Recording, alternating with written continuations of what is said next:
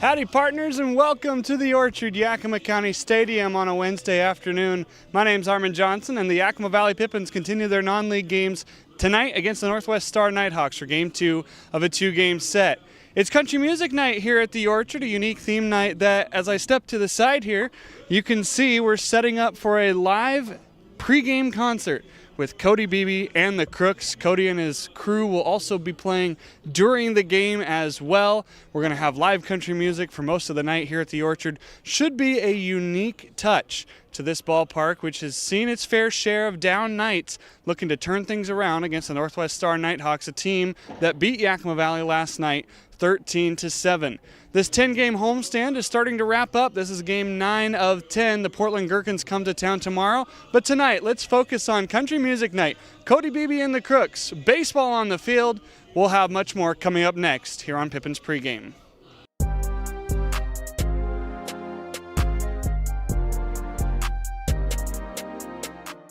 Down here on the field during batting practice with Pippins head coach Kyle Crestangel. Coach, a couple more non-leagues. We've got a back-to-back against the same opponent, Northwest Star. How do you approach game 2?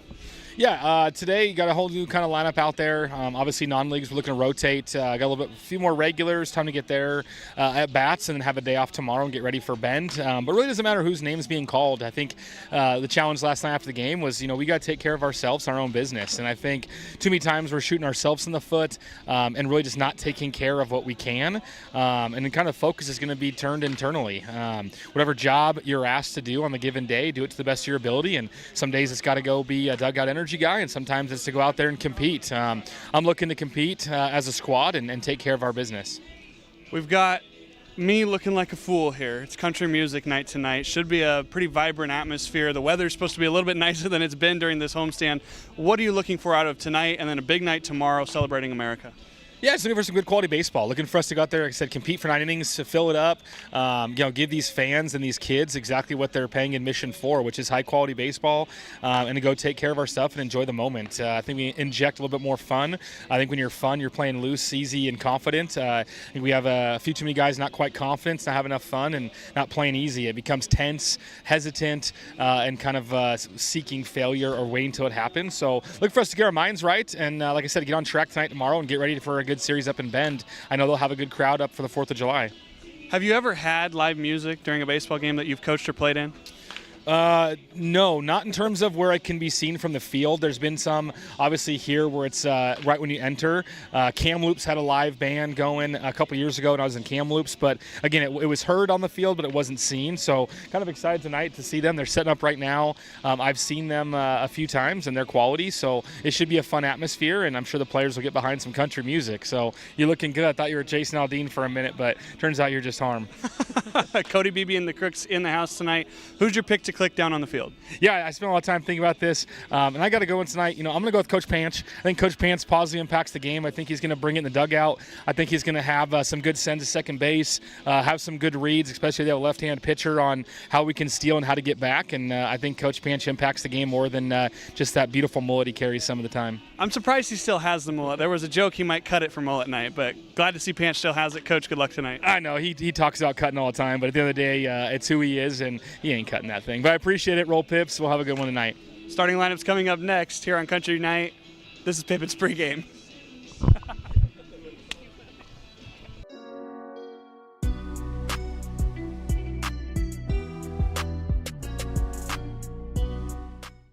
Now here's the starting lineup for your Yakima Valley Pippins as announced by Pippins head coach Kyle Crestangel.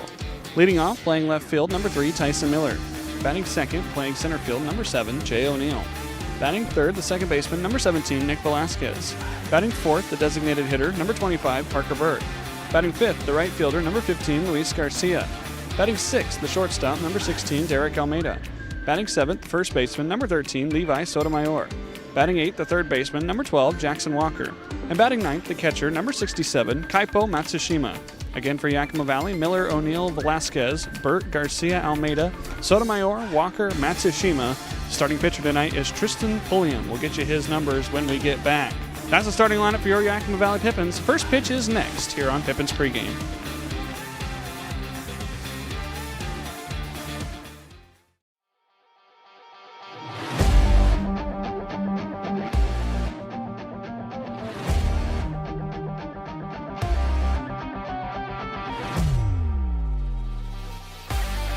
2-2. Ellis needs to dial one in. Tension building here at Yakima County Stadium. The pitch.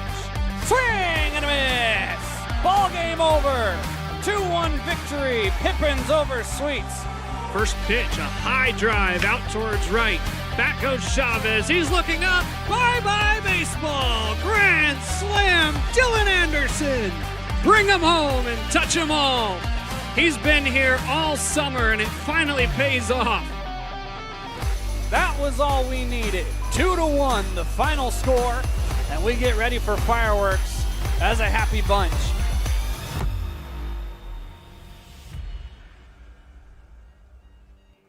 Welcome everybody to Yakima County Stadium for this Wednesday game between the Yakima Valley Pippins and the Northwest Star Nighthawks. I'm your voice of the Pippins, Harmon Johnson. Game 2 of this quick 2-game series as the Pippins continue along with their non-league contests. It's country music night tonight at the Orchard, and live band Cody Beebe and the Crooks is playing beneath us. Sure to be a fun environment tonight here at the Orchard. Crowd still filing in, and surprisingly, we haven't found our umpires yet, so waiting for them to come out so we can have the plate meeting, and then we will get baseball underway. Kind of a unique environment to see Cody Beebe and the Crooks, a Seattle-based rock country band, coming out to the Orchard today. They're in stop number 2 of an extensive summer schedule for them, and so very gracious to spend some time here at the Orchard on their travels this summer. Based on my look, they've got a couple of things during the July 9th weekend, then the 16th, 17th, and 18th, and then into August they are back on the road again for what appears to be about 6 or 7 different stops on their summer schedule. So Cody Beebe and the Crooks going to be featured throughout this contest as we move along. Northwest Star won yesterday's contest by a score of 13-7. The win going to Reese Holmes after he pitched 5 2/3 innings, giving up 6 hits, 1 run. It was unearned, 1 walk, and 5 strikeouts. Northwest Star with 13 runs on 11 hits, 2 errors, and leaving 12 men on base. The Pippins on the other side with their 7 runs on 11 hits and 3 errors committed. Got the start by Bass Fry. He would go 3 innings, giving up 7 runs, only 5 of them earned. And then the next man that came in, Gus Musial, did not get much help behind him. 2 innings, 5 hits, 6 runs, only 1 of them earned, 2 walks, and 2 strikeouts on 63 pitches. It was an interesting night because all the offense happened in about a 3-inning outburst. The Nighthawks 3, 4, and 5 were the innings they scored in. 4 in the 3rd, 4 in the 4th, and 5 in the 5th. And then the Pippins 6 runs in the 4th inning, 1 run in the 5th inning. That was all 7 that they got. 11 for either side. And then we get to tonight's game featuring a very similar lineup for the Northwest Star. They're going to have the same starting lineup, just a couple of guys in different spots. Drew Yunt, the center fielder, Emmett Stein, the second baseman, Caden Taylor, the shortstop, Liam Cleaver, the catcher, Luke Porter playing first base, Jacob Long playing right field. You've got Caleb Dale, the designated hitter tonight for Northwest Star, Jack Peterson, the third baseman, and Jace Wong, the left fielder. For Yakima Valley, you met their starting lineup already. Tristan Pulliam making his first start of the summer. And so today at the Orchard, supposed to be a much better weather-wise, 75 degrees here at Yakima County Stadium, wind blowing at about 16 miles an hour. It's bright, it's sunny, the sun is out, there's not very many clouds in the air, but we just can't seem to find the umpires right now, and that's what's holding up this contest. We were scheduled for a 6:35 p.m. first pitch. It's now 6:32, and we have not seen them yet. So hopefully they pop out of the umpire's room shortly. Otherwise, this game in danger of not happening. I think we're going to have baseball tonight, but both starting pitchers have been warming up extensively. They're ready to go. So we will hopefully see the umpires emerge momentarily and get this contest underway. Pippins and Northwest Star, Game 2. We're going to take a quick break. and we'll be right back. Hopefully we'll have umpires when we get back. Enjoy this message from the West Coast League. The West Coast League, definitely has its place in baseball and produces some serious talent.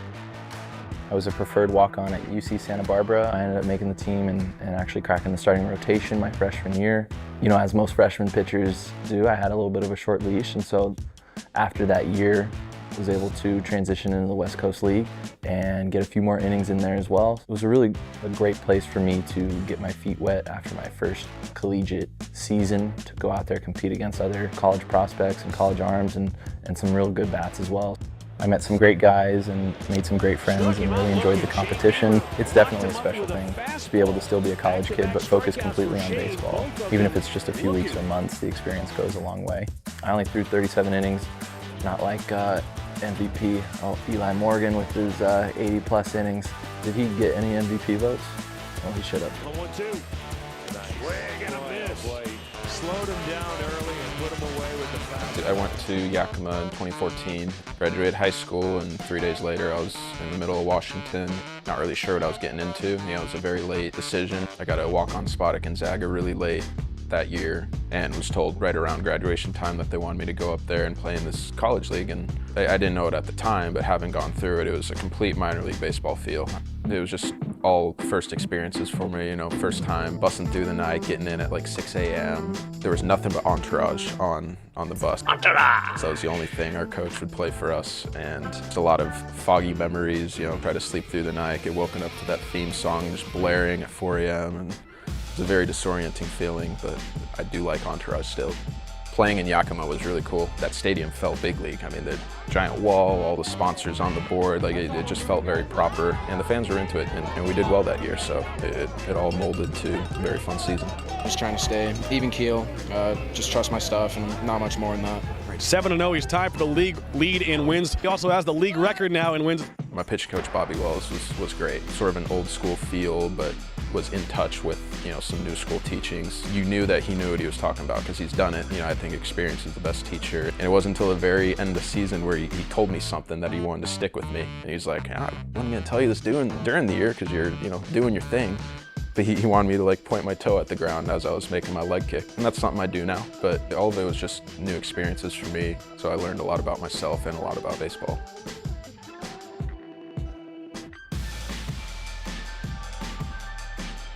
My experience at West Coast League was fun. It was a big difference going from California over there to Walla Walla, Washington. And the crowds were actually really good for such a small town. They really showed up for us, and everybody was very welcoming. It was an awesome experience. How much does speed play a factor in your game here? Oh, it's a huge factor. Ball in the gap or just even a CNI single. If you get out of the box good, you can even try and stretch to a double sometimes. Durant hits that hard into the gap. Here goes Durant. He's blazing around second. Into third. It's a two-run triple. Jaron Durant, a triple to the gap in right center. For me, that summer was about embracing new teammates and embracing new challenges because you're seeing different types of pitchers and really fast-paced, a lot of bunting, some new positions, new skills. Kind of helps with leadership and getting to know guys, and it was a good development for me in a lot more aspects than I expected. That was some of the best coaching staff that I've had. Back then I was a second baseman. I thought if I just played really good second base, I'd be able to stay there, but they better use me in the outfield, which is awesome. I'm loving it now. On the defensive side, you've been making some pretty good plays. You've been playing really all over the field now. Hit coming on Durant, diving ahead, he's got it. What can he do at this point? Wow, changing the game both offensively and defensively, that's huge. JD's one of my best friends in the organization. He's just such a hard worker. He's super intense on the field, but he's completely different off of it. He's really laid back, relaxed, loves to have fun, brings such a good rapport and demeanor to the clubhouse. There's so many great things to say about him and the way that he goes about his business.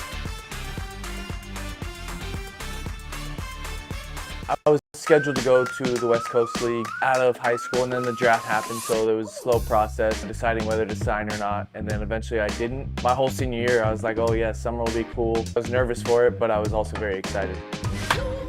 The group of guys that we had there was special. I was jumping into a new group of kind of older guys. Most of them were a year or two older than me. It was really good for me being a younger player. They kind of showed me the ropes of what college baseball and summer ball was about, and really helped me through that whole process. First pitch, McLean, deep center!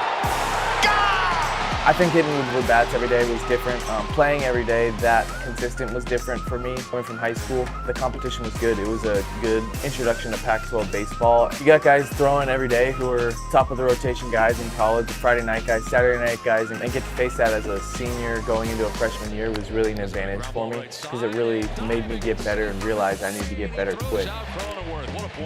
But it was a lot of fun. You know, everyone in Bellingham welcomed me with open arms, and it was a great first summer ball experience, and I couldn't ask for anything more. My host family was so awesome. I mean, the Ayers, I still talk with them like weekly, maybe once every 2 weeks. To form that connection, that relationship that I still have with them and other teammates, I'll remember those for the rest of my life. Bellingham fans, thank you guys for always supporting me. I really appreciate it. You guys made it special for me.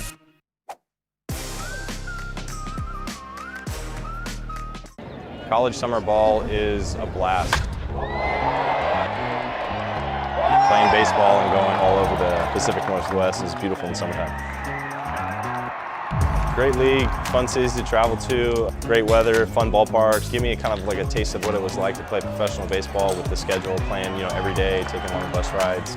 Made a lot of good friends on those teams, and a couple big leaguers on my team, Matt Duffy, Matt Boyd. You get to meet guys from all over the country, come together for a couple months in the summertime. All try to get better and push each other, and a lot of good memories looking back on that summer in Corvallis.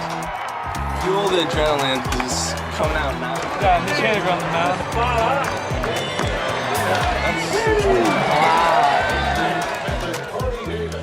He was a key piece of our club that season, and he was one of the most talented, if not the most talented position player on the field at that time. And Mitchie, he was going through some early struggles, mostly due to the fact that his lower back was tight and sore all the time. And coming off his freshman season at Cal Poly, he was shy. Who was your first kiss? I don't even remember. We had a pink bat day, a breast cancer awareness day. Next thing you know, Mitch comes up and he hits one out of the park, and he ended up not letting go of that pink bat for a couple of weeks. I mean, I think he went on a tear, maybe 5 or 6 home runs in the next 10 or 12 games, and it was really neat to see kind of that turnaround, and kind of came out of his shell a little bit more. Yeah, summer ball days, it's hard to get your hands on a good bat, so once you got one, you just ride with it. We were blessed to play, OSU and Corvallis, and what a great, little college town that was, and it just prepares you for professional baseball. I think it was such a valuable experience for me to go through in college, and it definitely helped me in the minor leagues.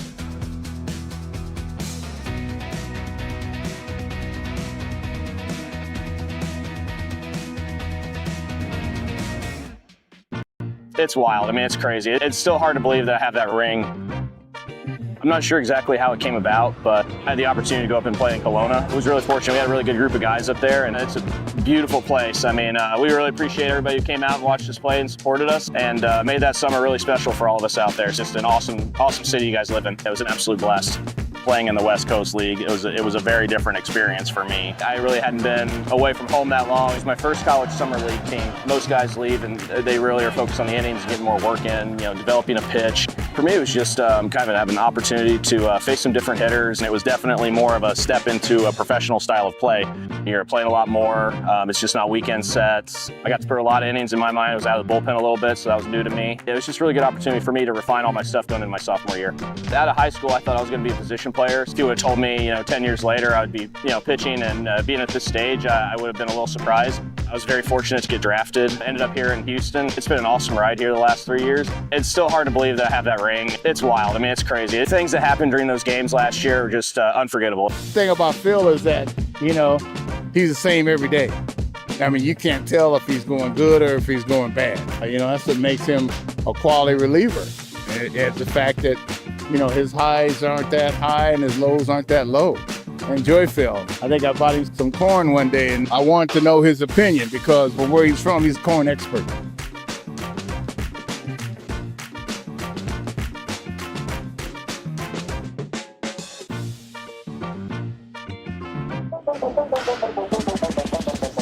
Summer ball just, it has that romantic kind of energy. The sun's out, you get to really enjoy your summer. You're still playing baseball, something you love. But at the same time, you get those precious off days. You get to go out and hang out with your boys, and it's cool. It's really unique because you're playing with guys all over America who you would never have an opportunity to play with. But you create these really long-forming friendships that I still talk to those guys. The people that you meet is amazing. The host families that you have. We had something really special, man. It was baseball at its purest, and not only did we all love the game, we loved each other, and we were playing just to play another game. It wasn't we have to win the series. It was just like we just want to play another game with each other. I played for the Corvallis Knights, home field of the Beavers, where I went to school at Oregon State. I knew a lot of guys that played there before. Nick Madrigal. I played with Adley, Zach Taylor. Playing for the Knights felt like an honor. The West Coast League is a great place to play some ball. I mean, you got some premier pitchers out there. I thought the quality of pitchers in the West Coast League was just as good as our college season. I think there's some leagues where it's just like get your reps, get out of there, but you're there to win every single game. The coaches care, the fans care. It's a real fun environment, but competitive at the same time. Summer ball is just its own kind of beast. There's people who are just Corvallis Knights fans. I tell them oh, excited for the Oregon State season, and they really couldn't care less. They're all about the Corvallis Knights season, and we had a winning tradition up to that point, so they expected us to win. They have fans love their baseball. They're knowledgeable as well. We had a bunch of kids there. That was always a bunch of fun. It was definitely a really cool experience.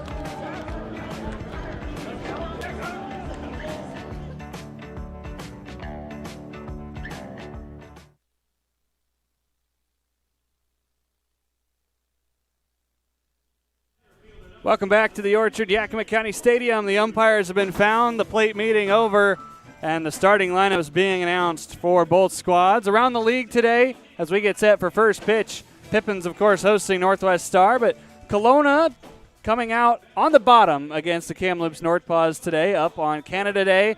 11-8 Kamloops was the final score there. A couple more Canada Day games to be played today. Edmonton hosting Bellingham, Nanaimo hosting Victoria. That Edmonton game is sold out. That's 9,200 people in Remax Field. Walla Walla down in Bend tonight for Game 2 of that series. The Sweets took Game 1. Berries and Drifters. Drifters came out on top. Pickles and Knights, that game in Game 2. Knights took Game 1. And then a couple of non-league contests. The Lefties hosting the CCL again tonight. And the Apple Sox hosting Dub C for a second straight night. We get set for the national anthem. I believe it's going to be a live rendition by our in-house band, Cody Beebe and the Crooks. That would make the most sense. So I'll fill for you just a few more seconds. It was a great environment pregame. We had line dancing down on the field. Cody Beebe and the Crooks playing in-house. And sure to be a fun atmosphere tonight on Country Music Night as the Pippins take the field, ready to try to get back on track. Currently on a 3-game losing streak. Currently have only won one game here at their home ballpark during this home stand. We're going to break for the national anthem. We'll be right back. Baseball is next. You're watching Pippins Baseball. Cody Van Steamer hails from the Yakima Valley. Together, this group has performed all over this great United States, all over Europe, and tonight they are here at the Orchard performing your nation's anthem.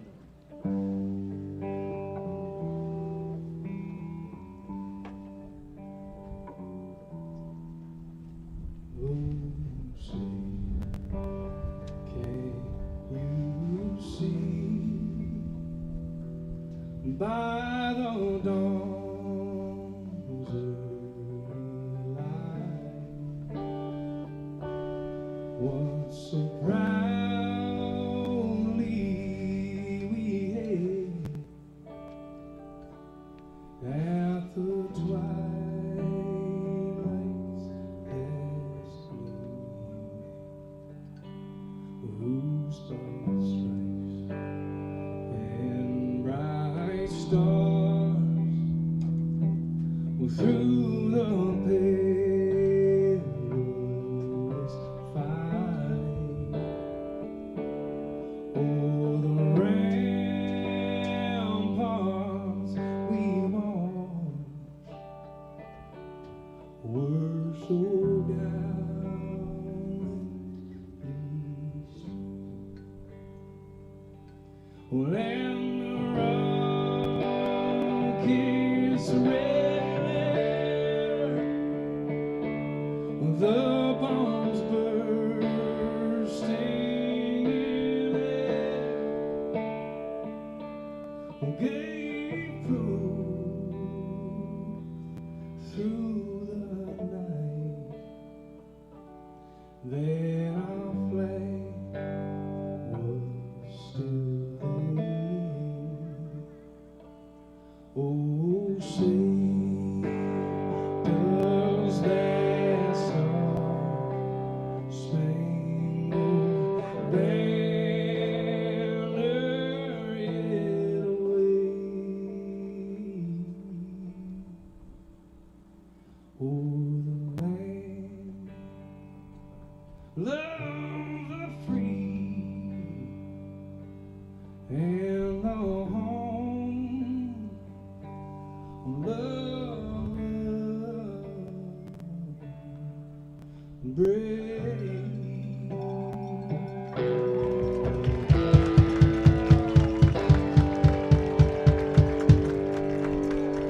Cody Beebe and the Crooks performing our nation's anthem. That means it's time for baseball here at Yakima County Stadium. Tristan Pulliam will be taking the hill for the Pippins. His first start with Yakima Valley, the native of Spokane. Pitched at YVC earlier this spring. 1-0 record with a 6.39 ERA, a whip of 1.74. 11 games, 12 2/3 innings, 12 strikeouts to 10 walks. Tristan going to try to help out a weary bullpen as the Pippins continue this long stretch with games in a row. This is game number 9 of 10 for Yakima Valley here at the Orchard. They'll have 3 more Friday, Saturday, and Sunday when we head down to Bend, and then finally getting a well-deserved off day on Monday of next week. Leading it off for Northwest Star will be Drew Yunt, Emmett Stein, and Caden Taylor, the center fielder, the second baseman, and the shortstop here on a sunny Wednesday night. We're in the month of July, everybody. That means that we're almost to our nation's 250th birthday. The Pippins, of course, spending that milestone down in Bend for the 4th of July in Game 2 with the Bend Elks. Should be a fun celebration as we ramp up towards that day. Pippins, of course, will be hosting a fireworks night tomorrow here at the Orchard. There's another fireworks night here at the ballpark on Friday during the Pippins All-Stars first game in their history. And then down on Friday night on the 3rd, the Elks are actually hosting their fireworks night a day before the 4th. And then I was told by Bend Elks broadcaster Aiden O'Neill that there's some cool places to go try to watch some of the fireworks from around the city. So hopefully we can make it out and about in Bend over the weekend.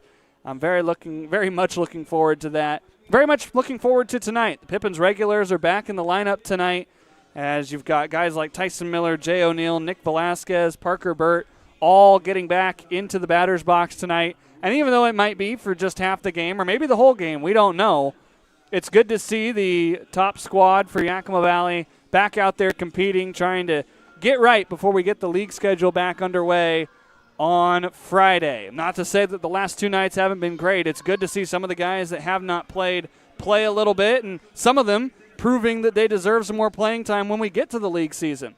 So it should be a good couple of nights with these last 2 non-leagues. Yakima Valley will have 1 more non-league before the season's over, but that will come on July 16th after the All-Star game. Tristan Pulliam ready to go. His first pitch of the ball game is fouled away. Quite a few minutes late compared to our scheduled start time at 6:51 p.m. here in the Palm Springs of Washington. Temperatures at the Orchard, 73 degrees. The sun is shining, the wind is blowing, and there's a decent crowd on hand here at Yakima County Stadium. Home plate umpire tonight is Perry Schofield. The field umpire is his partner, Derek Dunbar. Same crew we've had for the last couple of nights. Drew Yunt last night was 0 for 5, but he scored twice after reaching on a pair of errors. He's going to send a shallow fly ball out to right field. Garcia coming in, but drifting back is Nick Velasquez, and Nick will be the one to make out number 1. Good start for Pulliam. Now he'll face Emmett Stein.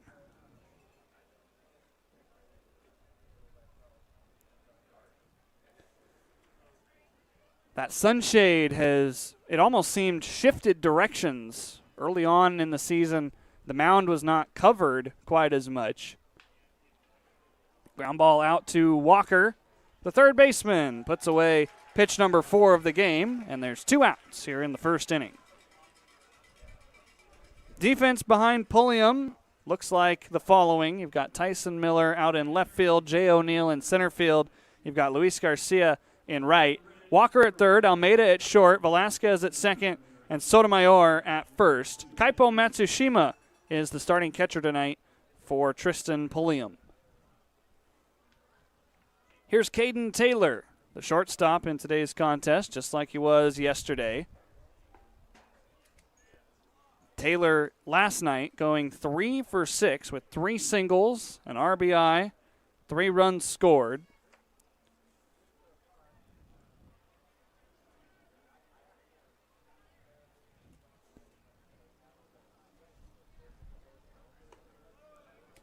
Quickly 2-0 here from Tristan Pulliam. Pulliam from Central Valley High School up in Spokane.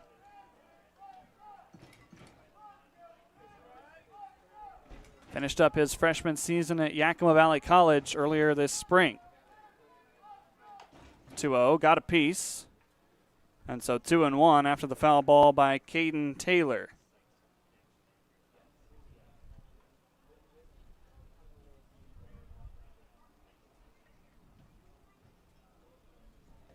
Caden Taylor wearing number 12 for this Northwest Star Nighthawks squad, wearing the jerseys, black tops with a couple of buttons.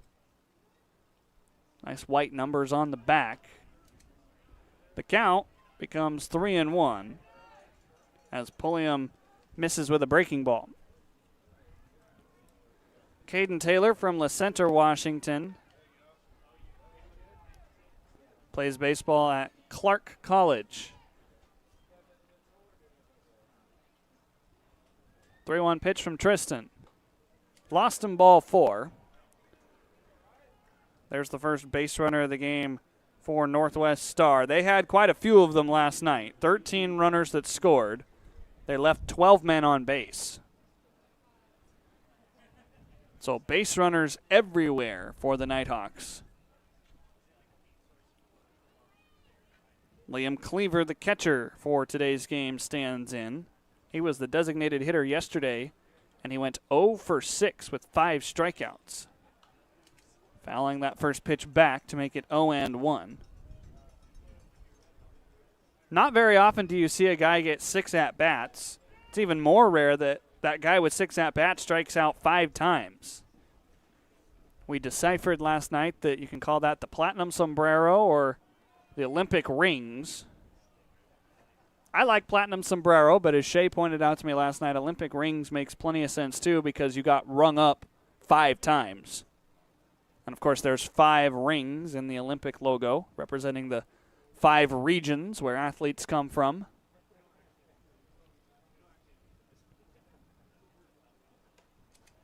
One ball and 1 strike here to Cleaver.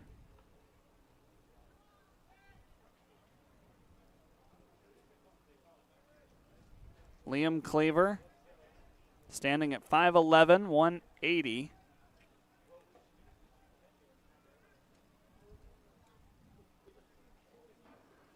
Uh, 1-1 got him with a breaking ball. That makes it 1-2. Pulliam looking for that first strikeout in a Pippins uniform. Yakima Valley finally back to wearing the greens. Haven't seen the green tops, I don't think, at all during this homestand. Blues and whites and greens. And by green in that sense, I mean the cream uniforms. Of course, the Los Hernandez Tamales made an appearance for a couple of games. I've grown fond of the Pippins true green top. I think it looks good with the green hat and the white pants.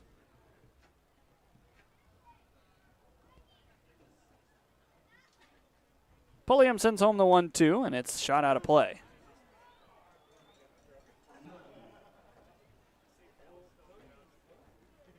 If you can somehow allow Cleaver on, which you hope Pulliam won't, then Luke Porter will hit for the first time, one of the 2 guys with home runs last night.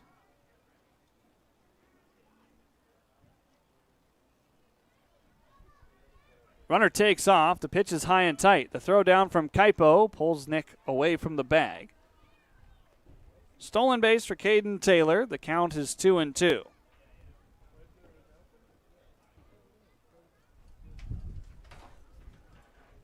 There's that wind again, knocking over my stuff here in the press box.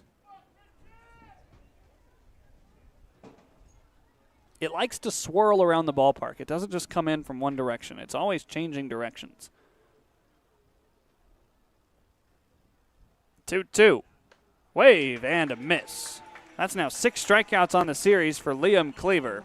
And Pulliam heads off the diamond, stranding only 1 runner. We go to the bottom of the first inning. Pippins coming up for the first time.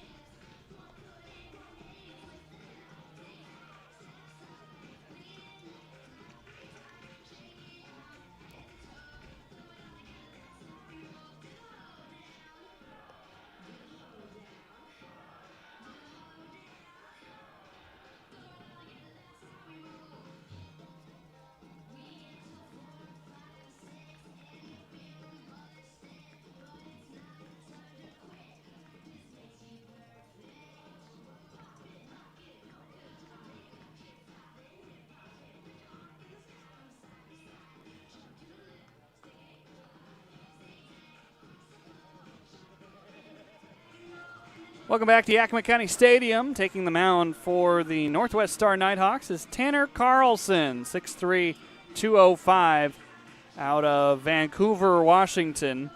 Carlson committed to play at Loyola Marymount, 6'3", 205, like I just mentioned. Carlson played summer baseball before he committed to college with the Northwest Star Mavericks, so kind of coming up through the system if you're a Northwest Star Nighthawk. He'll face Tyson Miller, Jay O'Neill, and Nick Velasquez to start off here for the Pippins. As there's some of the in-game entertainment we were talking about.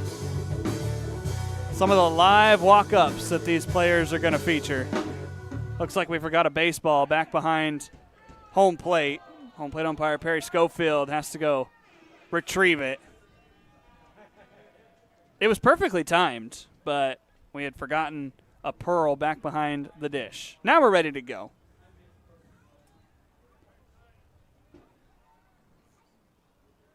Tyson getting his first action of these non-leagues as he shoots one foul on the first pitch he sees.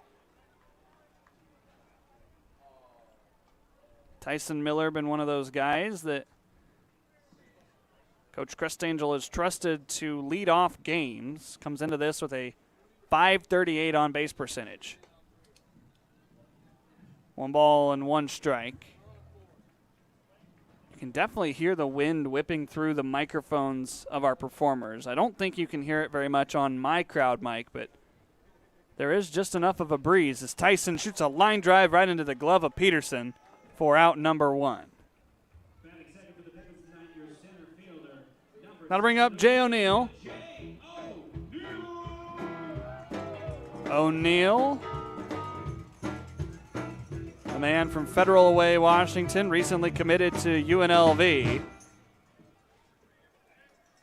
Spent last year with the Port Angeles Lefties for about 12 games, now playing in what would be his 20th overall game with the Pippins. Of course, these stats don't count towards the league as Jay sends one deep out to right field, drifting back long. He's not going to get there as it bounces on the track. Jay turns and will be in at second with a stand-up double. Great start for Jay O'Neill. Great start for Yakima Valley. 1 out base runner.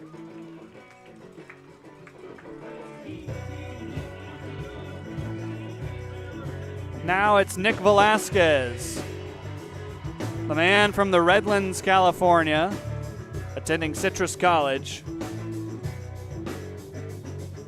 Velasquez, during the league season, batting .304 for Yakima Valley.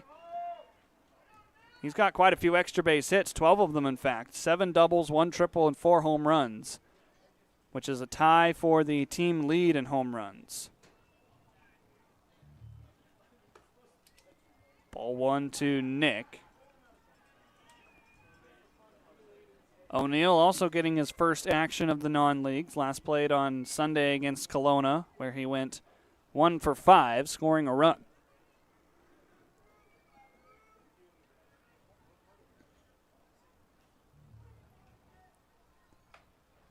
There's a strike. 1-1 to Velasquez. Well, with how we saw the ball carrying off the bat of Jay O'Neill, I wonder what it would be if Nick Velasquez could square one up. Down the line foul. Got ahead of it just a touch. Pitch was inside. Nick went the right direction, just didn't quite keep it fair. So now going to have to battle with 2 strikes. Man in scoring position early on. Pips trying to strike first.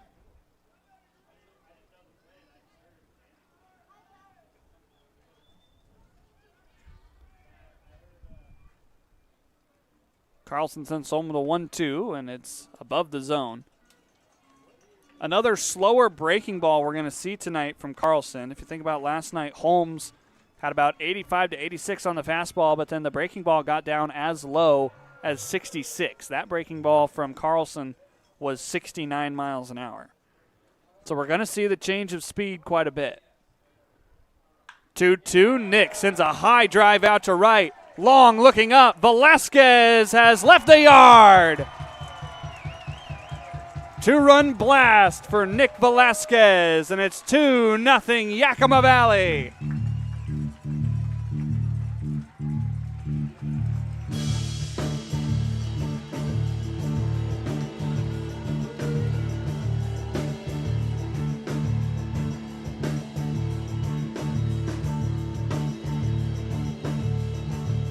.390 feet for Nick Velasquez, towering out to right.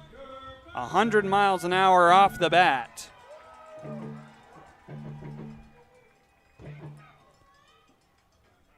Now here's Parker Burt. Well, for Nick, the home run becomes his 5th of the summer, but in the eyes of the West Coast League, technically only his 4th, as Parker takes the first pitch for ball 1. It's unfortunate that the stats don't count for these non-leagues, although if you look at the last 2 days, I don't really think the Pippins want them to count. They've committed a total of 8 errors in those 2 games.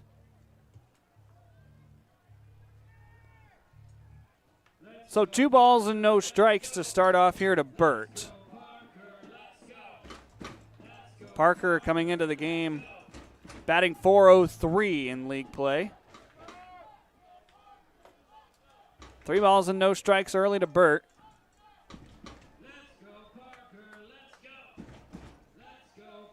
Parker from Regis University, currently portaling somewhere new.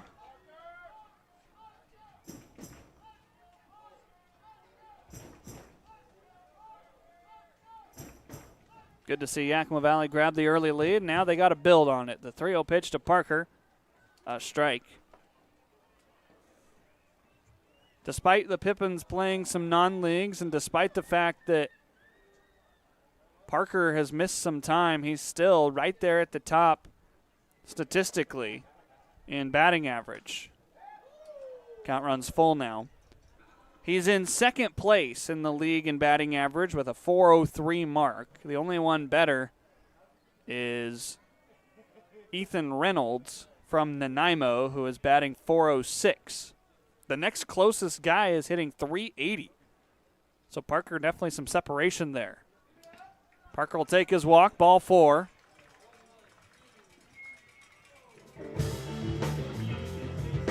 And that'll bring up Luis Garcia.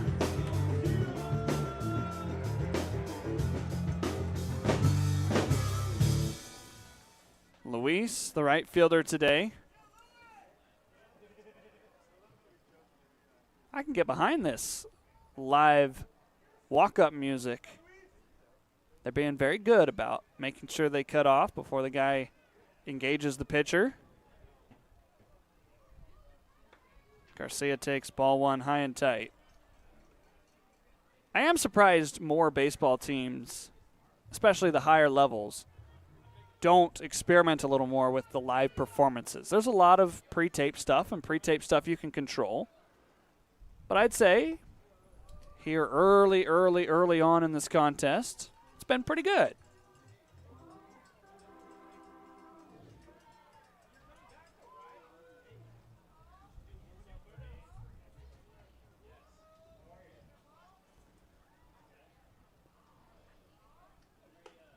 Luis way ahead in the count. 3 balls and no strikes. Time going to be called here by Liam Cleaver to go chat with his starting pitcher, who is wearing number 30 today, Tanner Carlson. He and Weisenhut were both wearing 16 yesterday. I'm glad they have different numbers today. Don't know how he would have been able to tell them apart, other than that one of them is 6'3" and one of them's 6'1".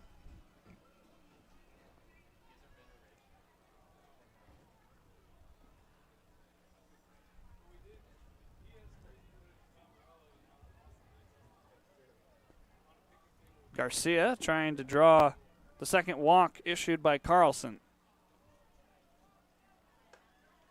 There's a strike to stay alive.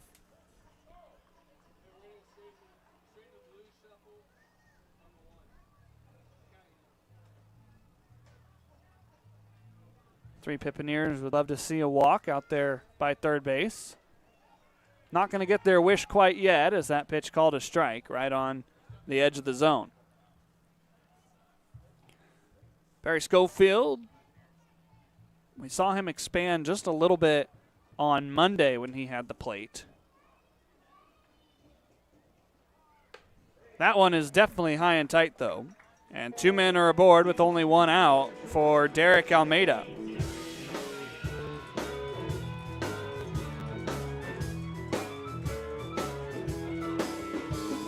For Almeida this year, batting .343 in league contests. Derek from Rancho Cucamonga, California, was at Citrus College, but now moving on to Fresno State.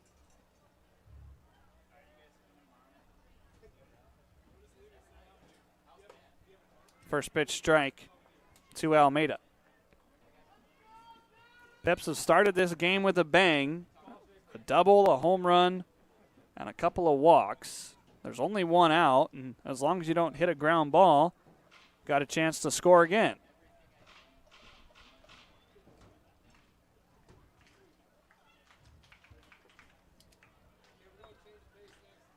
One ball and 1 strike.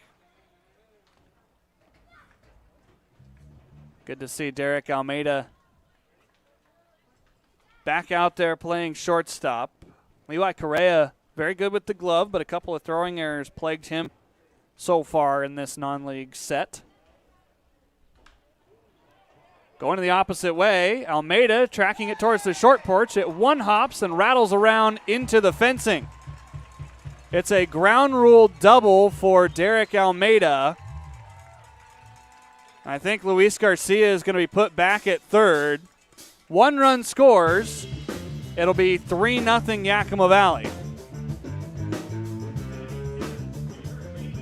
Garcia was at first when the play began.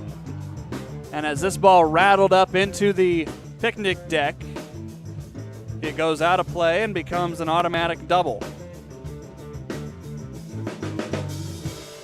That's the first time we've seen a baseball bounce into the party deck. Everything else has been a home run on the fly.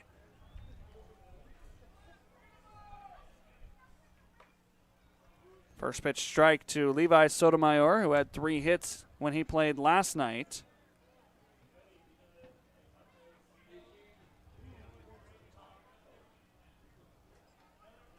Trying to build on that performance here again today, getting back-to-back starts in the non-leagues. He's going to send a very high fly ball into shallow center, playable for the shortstop Taylor, who makes the catch to put out number 2 out on the scoreboard.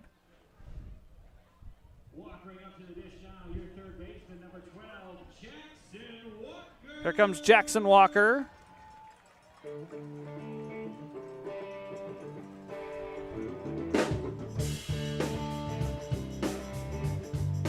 Walker, the St. Louis commit, had a good night for himself last night. 2 for 5, 2 runs scored, and an RBI. I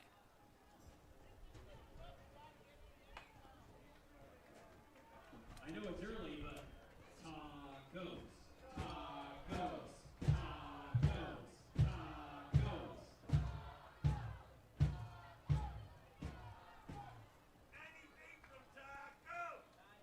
Wave and a miss. We want taco.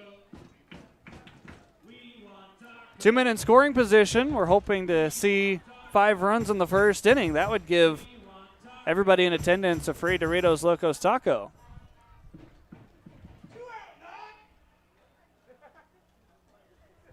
Walker has the ability to do it, bringing home those 2 runs, but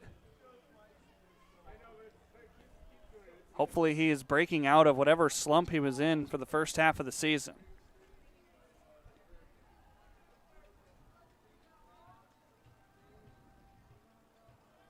Carlson goes out of the full windup with 2 in scoring position. 2 balls and a strike here with 2 outs. You've got Kaipo Matsushima, the number 9 hitter, waiting in the on-deck circle.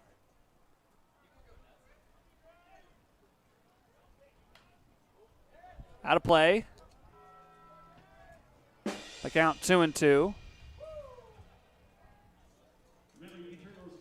So Jackson going to have to fight here with 2 outs. 2 balls, 2 strikes, 2 outs, 2 in scoring position, 3 runs in. Jackson Walker waiting on the pitch from Carlson, taking his time. Now he begins the windup. Jackson back this way, out of play. So the count still 2-2.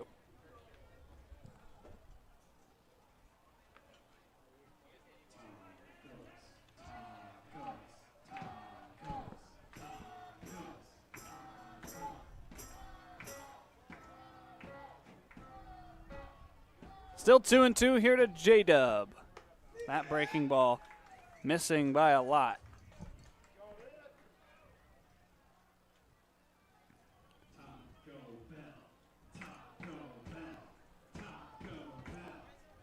Carlson now here in a full count with 2 men aboard, 2 outs.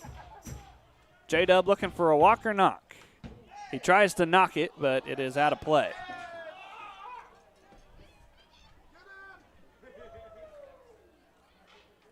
That ball actually stayed in the seating area. That fan ended up with it.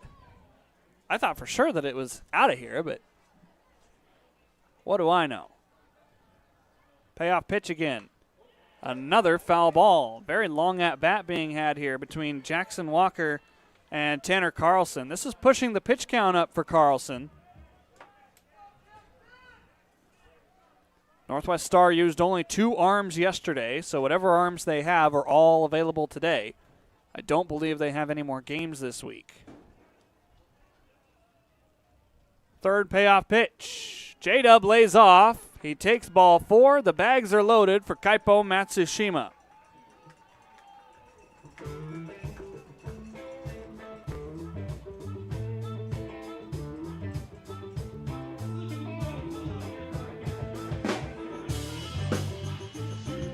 Kaipo taking the catcher's gear off. He had it still on because with 2 outs, you don't want to get completely undressed if you can avoid it. On the season, has been to the plate 3 times. He is 0 for 3 with 2 strikeouts. Good opportunity here for the incoming freshman to find his first knock in a Pippins uniform.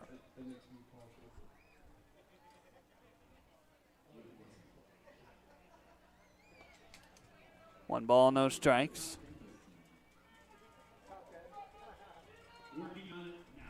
Carlson declaring that he will go out of the full windup again. You can't just pick and choose. You have to declare which one you're going to do before the at-bat begins.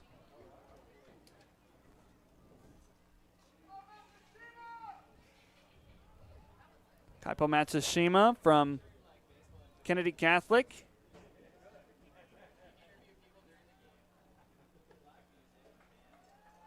He's ahead in the count here, 2-1, wearing the all-important number for today's middle schoolers, a number 6 and then a number 7.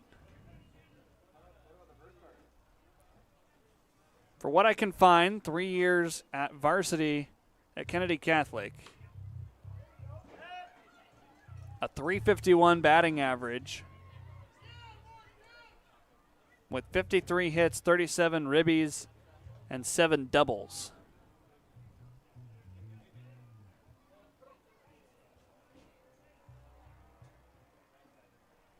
Two with 2 outs. Here in the first inning, the bag's loaded. Matsushima sends one to right. Coming in long, he makes the catch. And the inning is over. Yakima Valley scores 3 on 3 hits. They leave 3 on the base pads. And we go to the second inning with a lead here at the Orchard.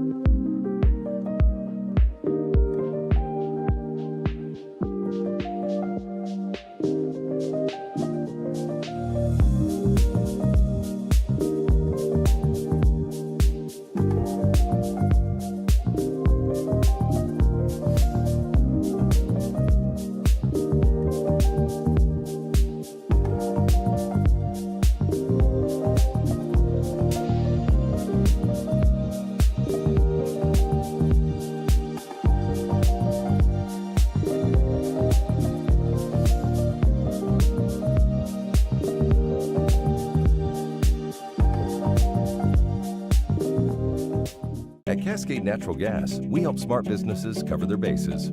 Old, new, and in between. No matter the age of your building, they all benefit from energy-efficient choices. Cascade Natural Gas offers a long list of incentives for energy-efficient upgrades. Upgrades that save your business money every day. Become one of the many Cascade business owners benefiting from the quality, comfort, and savings of energy-efficient upgrades. Join Team Energy Efficiency and take advantage of rebates from Cascade Natural Gas.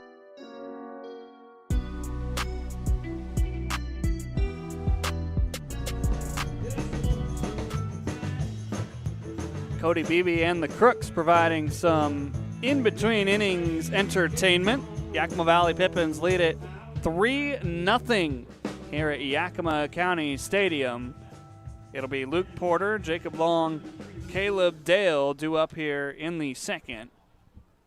Porter, the first baseman, leading it off. A 2-run home run. He was 1 for 3 last night with 3 runs scored.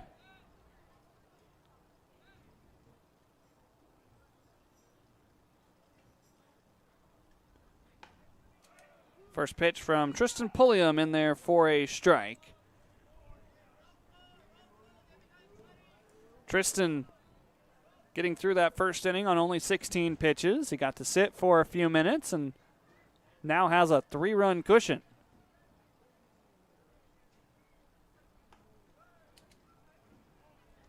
Hopefully that gives him the confidence to go up there, throw strikes, and try to get this game that started a few minutes late over relatively quickly. It's a 7 o'clock first pitch tomorrow, so it's going to be a later night no matter what. Fireworks show to follow the game tomorrow. 1 ball and 2 strikes. After that, Bender breaks back over the plate. Portland Gherkins will be in town.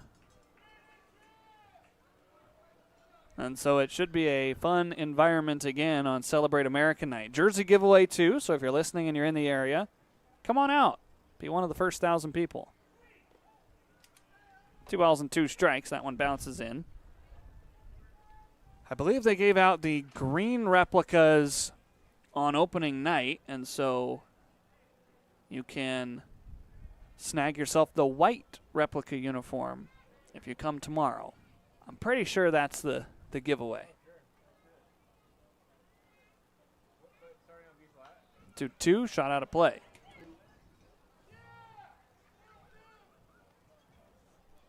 Quite a few promos that you can still circle your calendars for. We've got the jersey giveaway. Of course, Conspiracy Theory Night if you're coming for the Pippins All-Stars team. Mount St. Helens Revenge and First Responders Night is Thursday the 9th against Ridgefield. I think there's going to be fire trucks in the parking lot. You can appreciate our first responders. Of course, Friday the 10th for the Pippins All-Stars is Bears Night. As here's a wave and a miss by Luke Porter. Second strikeout for Tristan Pulliam. I'll bring up Jacob Long. Some other promos to continue to have on your mind. State Fair weekend is Friday and Saturday, the 24th and 25th. Before that, though, the 19th against the Portland Pickles, it's a post-game movie on the field with Yakima Parks and Rec. I think they're going to be showing Angels in the outfield. So if you want to watch the movie on the field, make sure you come to the 19th. First pitch, a chopper on the ground out towards Levi. Gets past Nick as well. Seeing eye single for Jacob Long on the right side. He continues a hot trend during this series. Was 4 for 5 last night with a grand slam and 3 singles. And, of course, Fan Appreciation Night will be the last regular season game. The 30th of July is the Pippins' final home game. Fireworks night, bobblehead giveaway. I've seen the bobblehead. I'm not going to reveal what it looks like right now, but it is sitting in the booth with me. So if you want to see our bobbleheads for this year, the Scott T bobblehead, then you'll just have to come to the final regular season game of the year. Of course, come out to some of the other ones as well. Fun environment, some fun promos, all sorts of things to do here at the ballpark.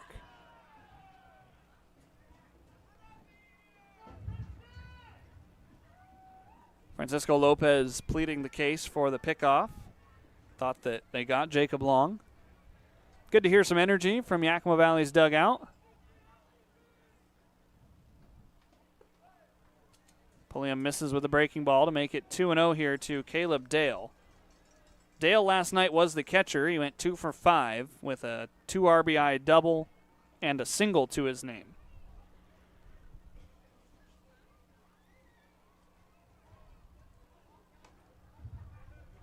(3-0). For those of you football fans, the United States men's national soccer team has won another World Cup match. 2-0 in full time today over Bosnia and Herzegovina. They will be playing Belgium in the round of 16 in Seattle on Monday. Ball 4 to Caleb Dale. Back-to-back base runners allowed by TP, Tristan Pulliam. That'll make the city of Seattle extremely, extremely important in the grand scheme of United States soccer. First time that the U.S. MNT has won a knockout stage game since 2002.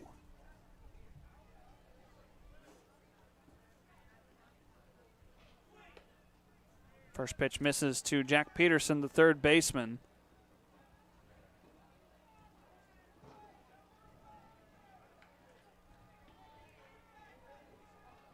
Mark Tillman scored one of the goals for the United States. There's a strike, 1-1. And so USA, of course, winning Group D. That included the Socceroos of Australia, Paraguay, and Turkey. And then in the round of 32 today, in full time, beating Bosnia and Herzegovina 2-0. Or I guess as I should say it in proper soccer terms, they won 2-0.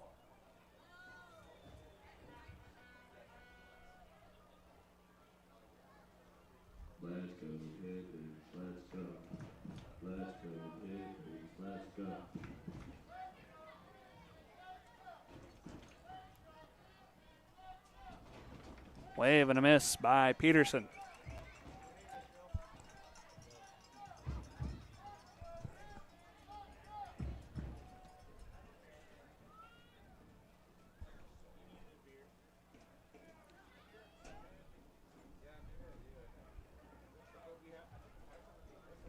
Pulliam looking for a third strikeout.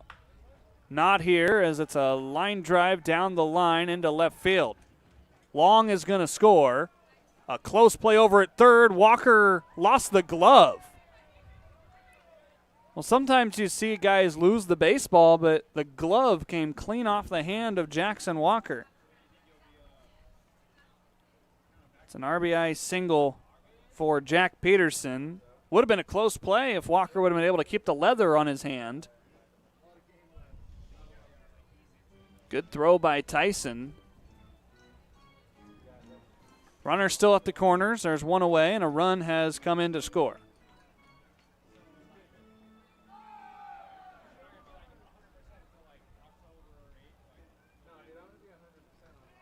Throw to first. Back in time is Jack Peterson. Looks like all the round of 32 matches are over in the World Cup today. Ball 1 thrown here to Jace Wong. England beat the Congo 2-1. Democratic Republic of Congo, that is, DR. Full time, 2-1. Another score from today. As here's a foul ball towards the press box. Where did that go? That one come in. There's an open window down there. Our PA Justin ended up with it. Wonder if that made a dent on the wall. I've got a Sharpie. We'll have to go mark it here in a second. That's the first one of the 2026 season we've seen for the Pippins. Another one into the netting. After extra time, Belgium beat Senegal 3-2. And so that sets up the round of 16 match for the United States.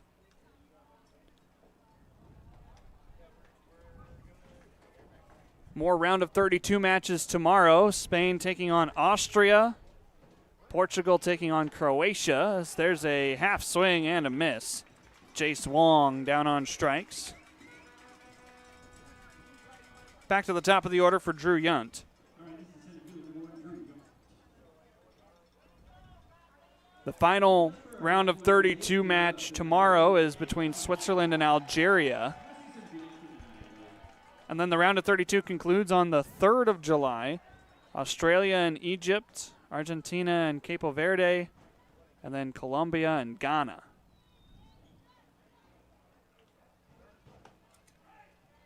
Strike one here to Drew Yunt.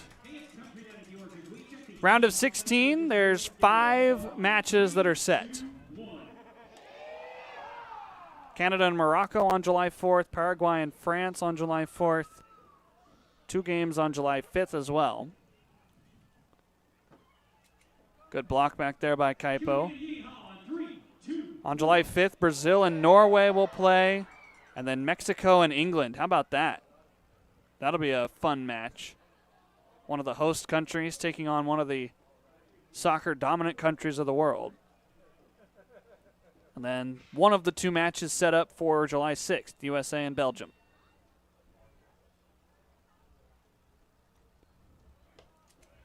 Two balls and a strike here to Yunt. Of course, the championship match will be July 19th. That'll be at New York, New Jersey Stadium in East Rutherford, New Jersey. That's kind of funny with the naming rights and the sponsorships that FIFA has. This should end the inning. Matsushima in foul territory. He gives way for Sotomayor, and the side is retired. We go to the bottom of the second inning. Nighthawks score 1. Pippins still lead by 2.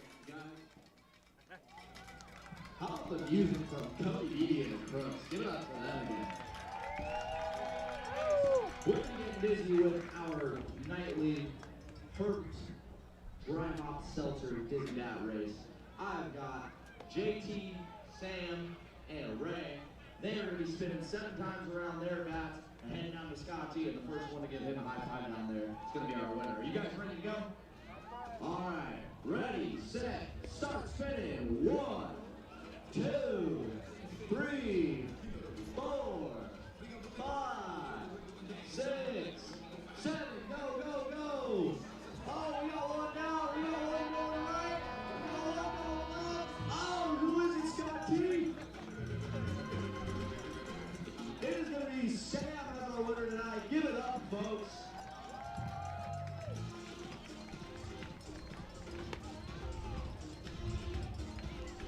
Taking it over, try hot seltzer, non-alcohol and non-alcohol and full flavor, crisp, refreshing. Elvis, bringing you these bags. Bringing you more from Cody Beebe now.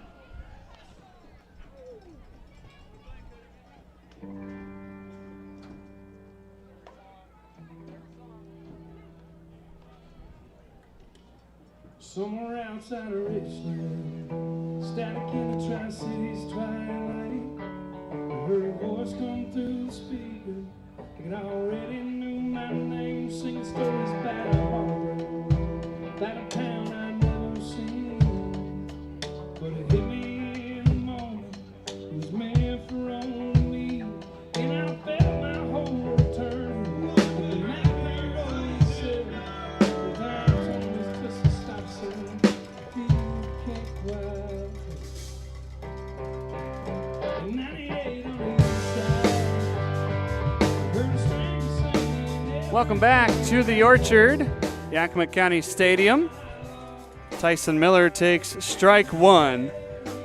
All 9 men came up to hit in the first inning for Yakima Valley. It was a line out for Tyson as he was out number 1.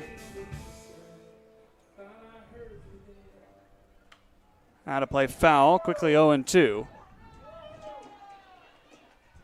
That was a pretty quick comeback to air for me. I was over in the other part of the press box marking up the wall, trying to document when the foul balls come through. It left a hole. The drywall is no longer there. Very impressive how hard that foul ball came back into the booth.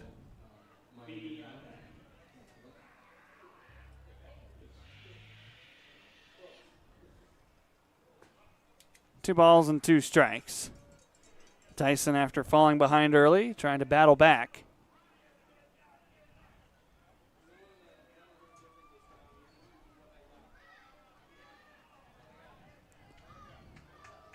Wave and a miss by Miller. He is out number 1 for the second straight inning. That'll bring up Jay O'Neill.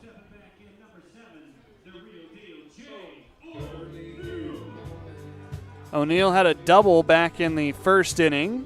1 hopped off of the warning track. He would come home to score as Nick Velasquez would hit a home run.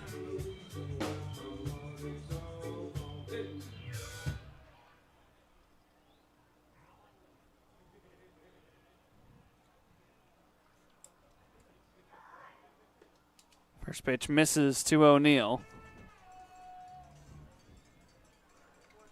Pippins leading at 3-1. It was an RBI single by Jack Peterson that got the Nighthawks on the board there in the second. Foul ball. It's 1-1.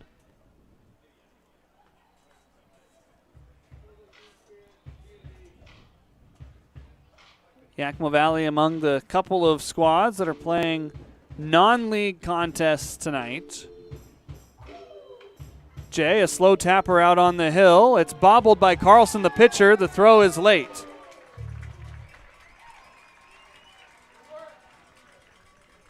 We'll see if that's a hit. It is, in fact, initially ruled a hit. Slow chopper off the bat of Jay O'Neill, 53 miles an hour. And so give Jay his second hit of the contest. Call it an infield single.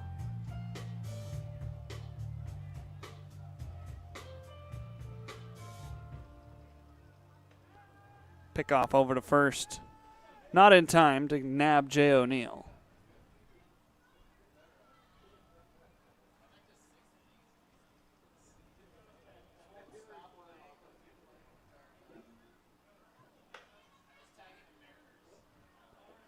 One ball, no strikes. My apologies. The first action for Carlson here against Velasquez was the pickoff over to first to try to get O'Neill.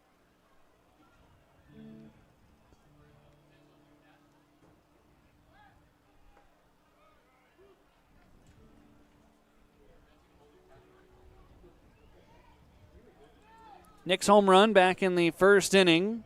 390 feet off the bat, 100 miles an hour. Definitely got all of that.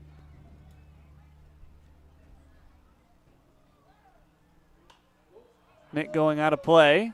This will land in the stands. That fan in the Mariners shirt was ducking out of the way. Why didn't you just catch it?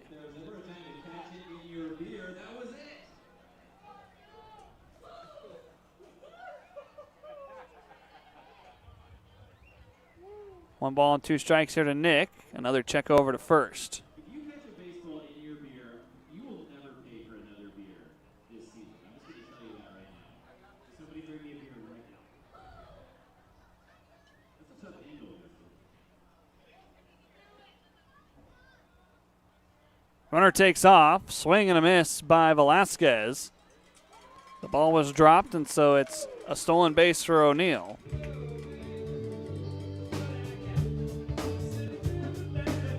Brings up Parker Burt.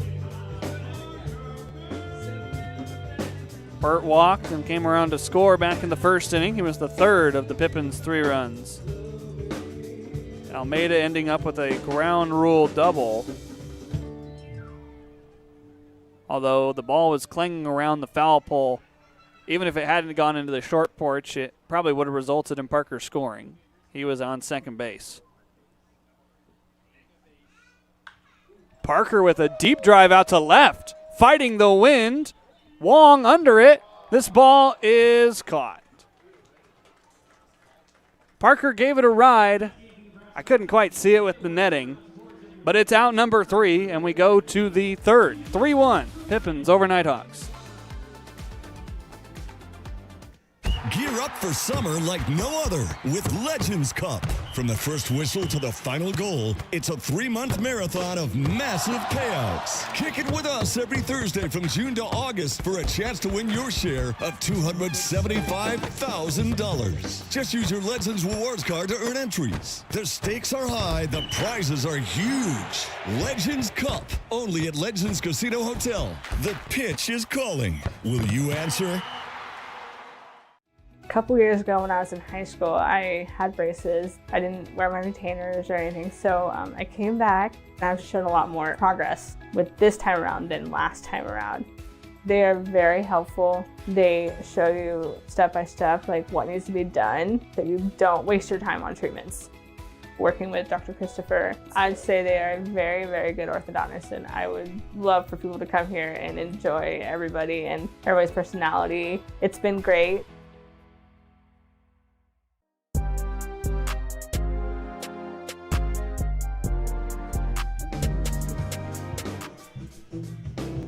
Well, this broadcaster's going to grab a drink of water, enjoy some music from Cody Beebe and the Crooks.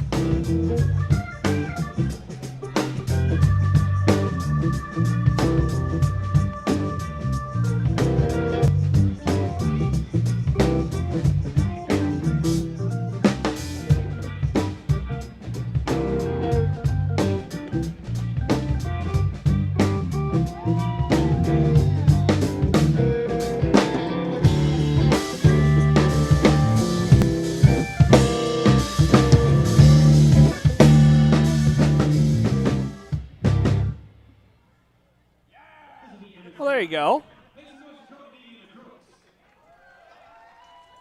Top of the third inning here at Yakima County Stadium. 2, 3, and 4 due up for the Northwest Star Nighthawks. Emmett Stein, Caden Taylor, Liam Cleaver.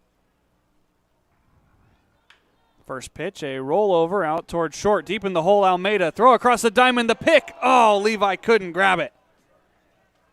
That was almost play of the year on the infield for Yakima Valley. Instead, likely a single for Emmett Stein. Walker didn't have it initially, but Almeida was backing him up. This is a great throw for the direction of travel, and then Levi just couldn't quite keep it in the leather.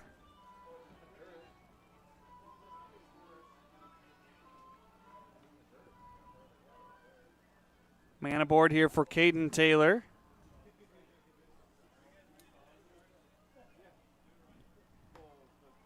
Pulliam misses upstairs to move the count to 1-0.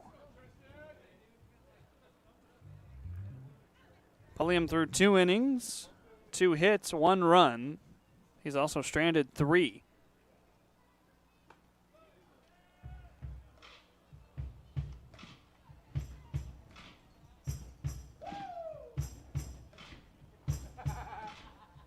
Caden Taylor walked his first time up. Last night was 3 for 6.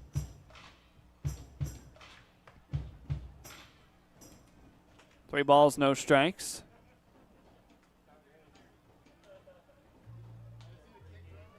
We've got Liam Cleaver waiting on deck. Certainly a candidate to be an out. He is 0 for 7 on the series. Pulliam stays in it, 3-1. Well, I haven't noticed the wind quite as much. Dare I say that, and have it stir back up again on me. At game time, it was blowing at around 19 miles an hour. Pulliam loses Caden Taylor, ball 4. The National Weather Service still reporting that it's blowing at 19 miles an hour. Maybe it's changed directions, though. It says northwest.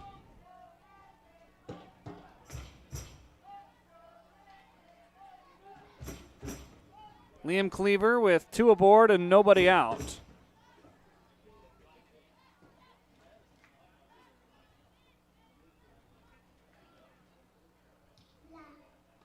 Bunt shown. That is inside for ball 1.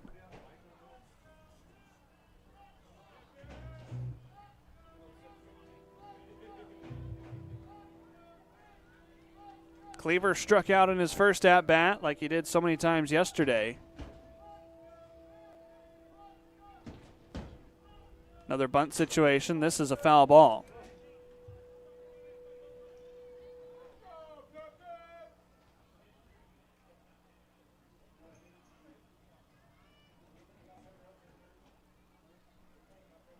We saw the Pippins have some success in bunting situations with less than 2 outs.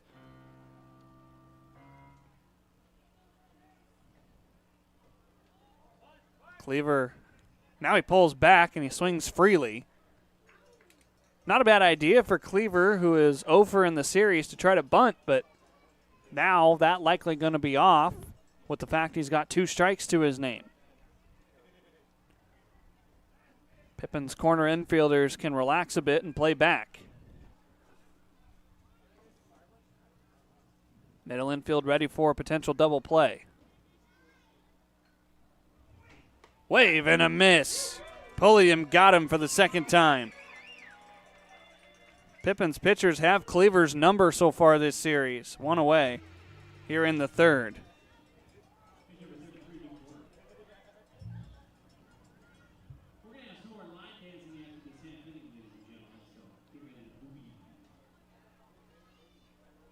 Luke Porter had a home run yesterday to his pull side out in right field. Got to be careful with how you're going to pitch Porter here. First pitch breaking ball for strike 1. Stray balloon flying away past right field. It is now way back, and gone.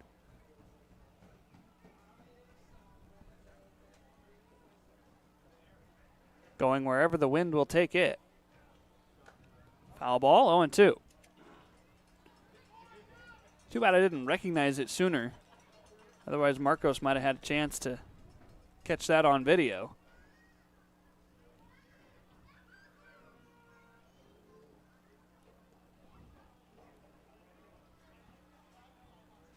Pulliam looking for a 5th strikeout tonight would come in a big situation.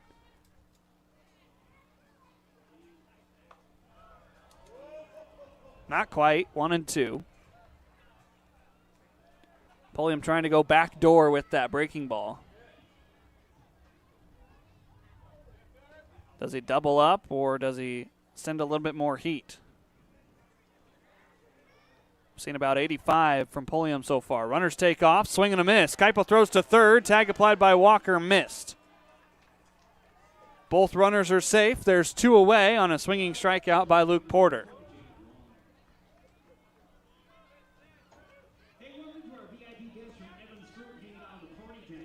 Jacob Long, as there's the addition to the Jersey Mike's logo out there. Jacob Long singled back in the 2nd inning. He's the only run that has scored for Northwest Star so far tonight.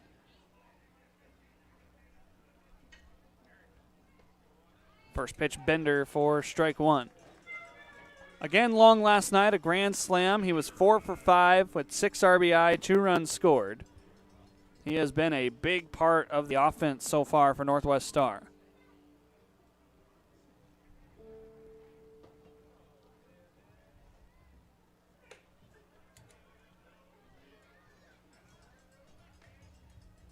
Yakima Valley will have 5, 6, and 7 due up in the 3rd inning.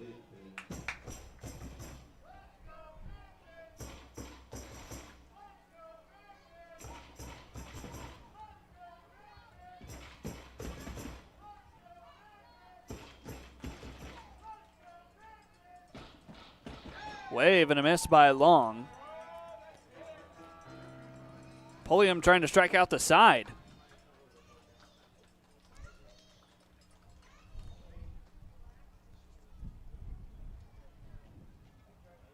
I see the K's out there right.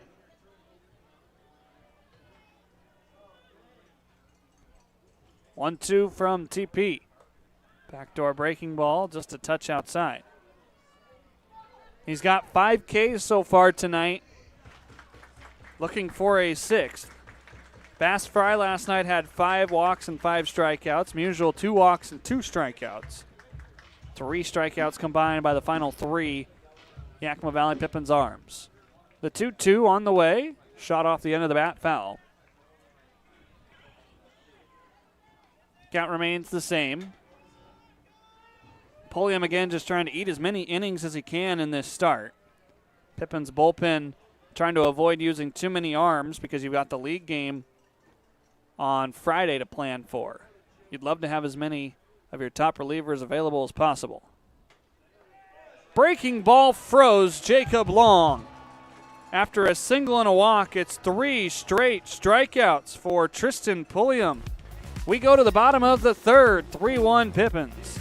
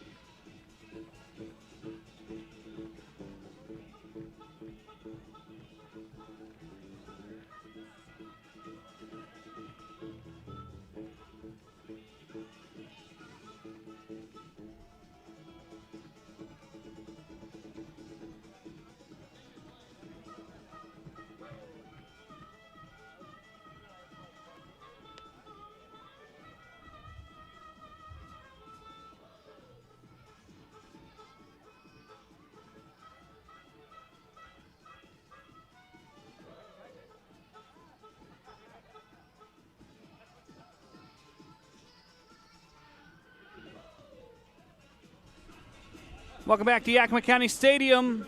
Luis Garcia digs in, then Derek Almeida and Levi Sotomayor. Tanner Carlson out for his 3rd inning of work as Garcia takes ball 1 high and tight. Luis drew a walk back in the 1st inning, but was left at 3rd base. He would have scored, but the ball bounced into the short porch in right, which was a ground rule double. And because Garcia was at 1st base at the time, he is awarded 3rd without peril. The ball essentially becomes dead out there once the ground rule double takes place. Check swing.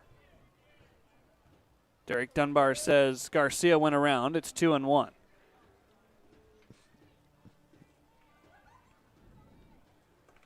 Tanner Carlson came into this inning with 53 pitches to his name.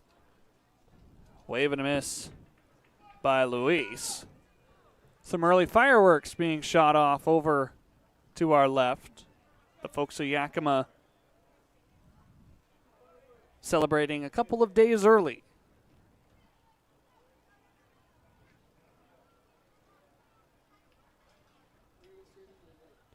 Wave and a miss. A changeup got Luis. 1 away here in the 3rd.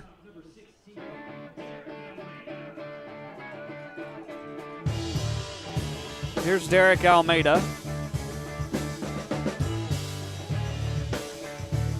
Almeida today, the ground rule double that drove home Parker Burt. That's why the Pippins have 3 runs on the board. Line drive, base hit. Derek's 2 for 2. This time he's going to stop at first. Halfway to the cycle for Derek Almeida. He's got the 2 easier hits to complete that feat.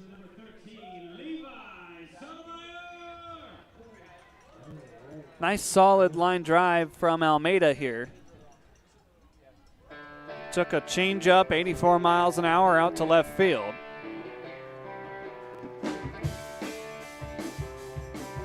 Here's Levi Sotomayor.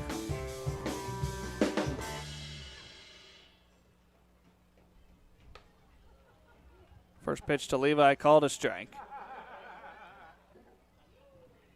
From University of the Pacific, a man from Reno, Nevada. Sotomayor in his league games batting .433. Was 3 for 4 last night. Almeida takes off. Here's a strong throw down to second, and Almeida sneaks in under it. He takes second base with him.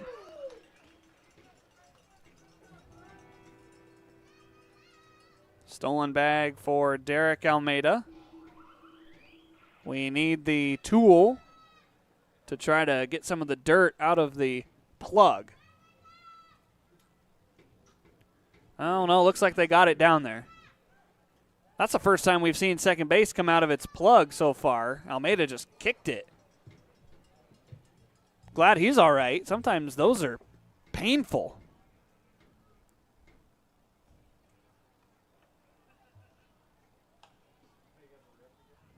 Two balls and a strike here to Sotomayor. Well, when I talked to Levi last night post-game, he said he hadn't gotten as many barrels as he wants, but he's batting .433 with 13 hits. I would say it doesn't matter if you're getting barrels. You're getting hits. You're getting on. The barrels will come.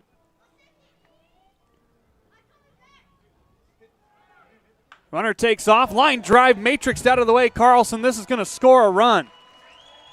Almeida had slid into third, but he got up in plenty of time to make it 4-1 Pippins. How close was this to hitting Carlson on the way by? 63 miles an hour off the bat. Sotomayor with an RBI single.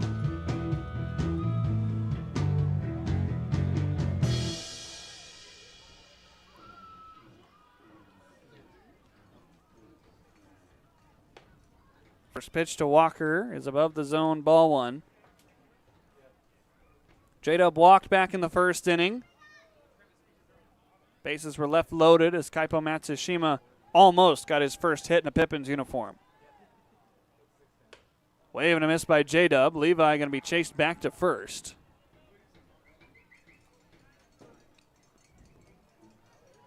So the count 1-1.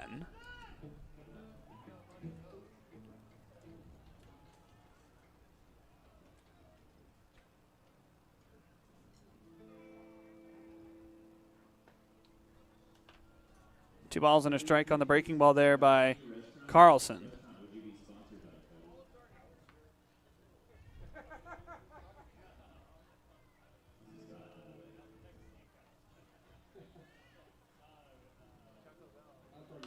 Two one out of play, 2-2. Pippins with their potential 5th run over on first base, and folks are hoping that Walker and company can help get Sotomayor around so we can go home with free tacos.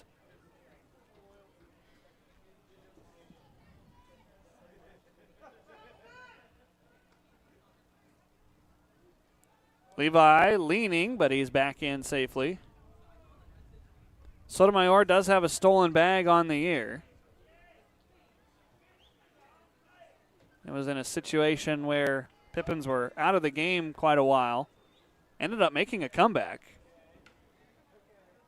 J-Dub spins this off the bat foul.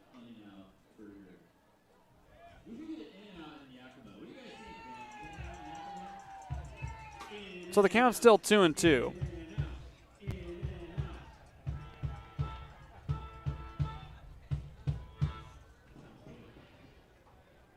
You got Sotomayor over there at first. Jackson shoots it down the right field line. This ball going to be well foul, though.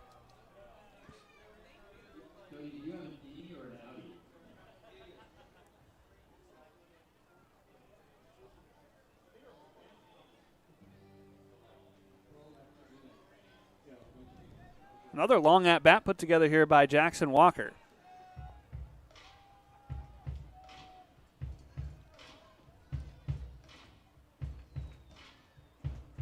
Two drops below the zone. The count will run full.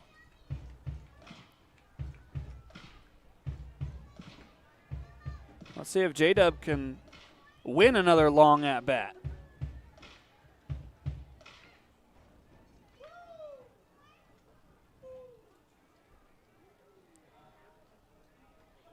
Payoff pitch. Levi takes off. Jackson sends it out on a line to left. This is caught. Going to be a close play back over at first, but Levi is in safely as Porter had to come off the bag. That thing was rocked off the bat, 101 miles an hour. Unfortunately, it could not drop in front of Wong.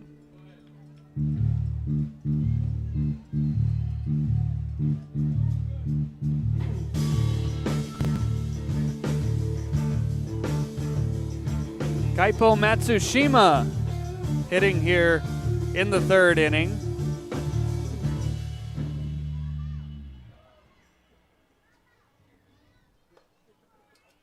Those guitars are making the whole press box vibrate. It's kind of odd to feel everything on my desk vibrating with how loud those speakers are. They're right below us. As Kaipo shoots it out of play, it's 0-2. I'm just shocked it's not louder with the return feed that the lead singer Cody has. And if I'm right, he is scheduled to join us in the booth in the next half inning. But I've been wrong before. Kaipo wears a pitch. That'll be 2 on with 2 out for the top of the Pippins order.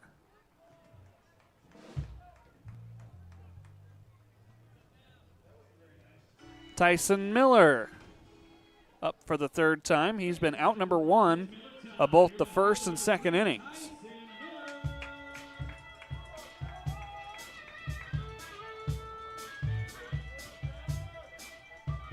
Tyson lined out to the third baseman Peterson.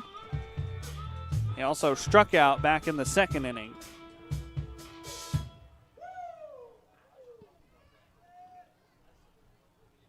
First pitch, softly to center field. Yonk coming in, diving for it. He makes the catch.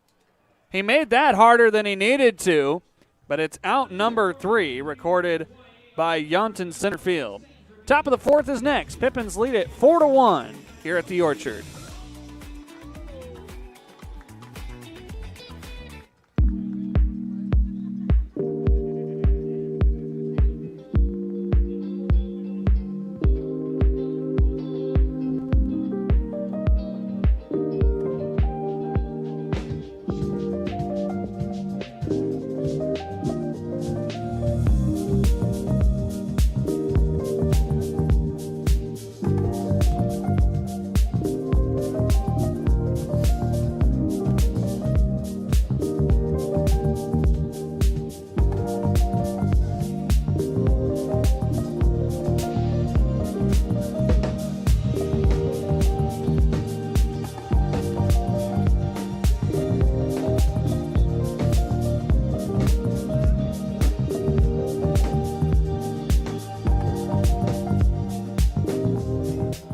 Cascade Natural Gas, we help smart businesses cover their bases. Old, new, and in between. No matter the age of your building, they all benefit from energy-efficient choices. Cascade Natural Gas offers a long list of incentives for energy-efficient upgrades. Upgrades that save your business money every day. Become one of the many Cascade business owners benefiting from the quality, comfort, and savings of energy-efficient upgrades. Join Team Energy Efficiency and take advantage of rebates from Cascade Natural Gas.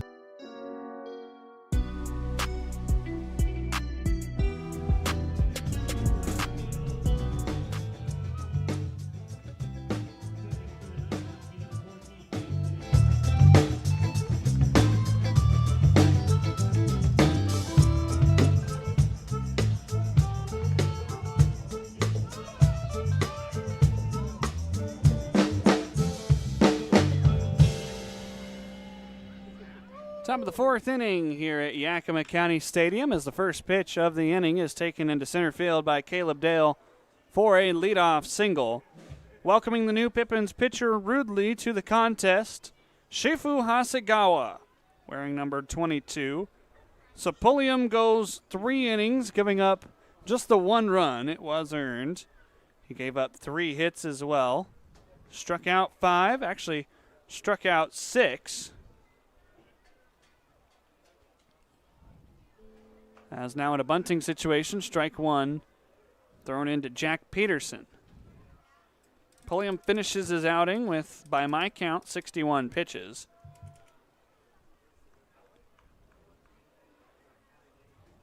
On the season for Hasegawa, pitched in 9 league games, 12 1/3 innings, 6 strikeouts, 8 walks, 15 hits, 9 earned runs for a 6.57 ERA.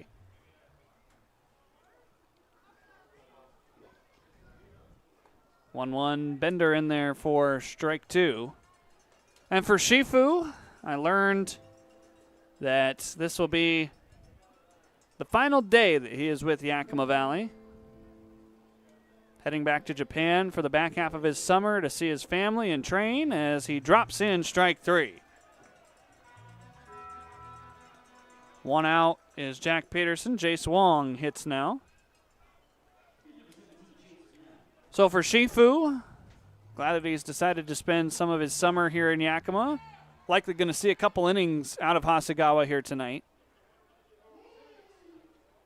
But yeah, he told me that after this non-league stuff wraps up, he's headed back to Japan and going to train a little bit, see his family, and get ready for school come the fall. He was portaling around, and I don't think he's quite landed on a new home yet, but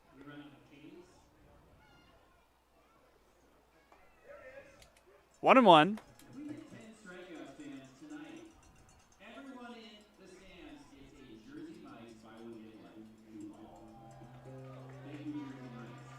Jace Wong struck out back in the second inning. Here's a rope down the left field line. This ball is tailing foul. Northwest Star almost had a long ball out to left as Jace Wong just too much in front of it. 329 feet, it had the distance, but could not keep it fair.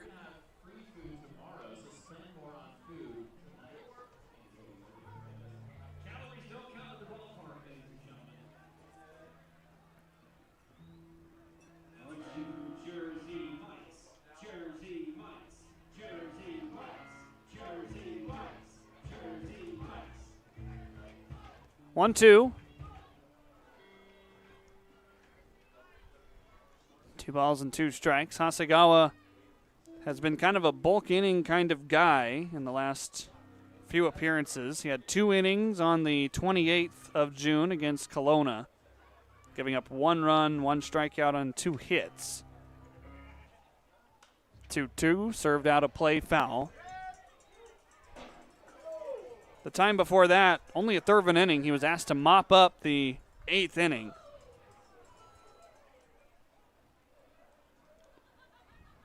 One hit, no runs in that, obviously. Only pitching to 2 batters.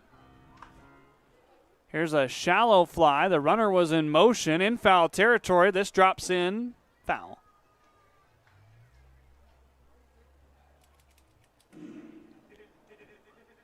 That was close because if Walker or Almeida had managed to catch that, the runner, Caleb Dale, was standing on the second base bag. They likely would have had a double play.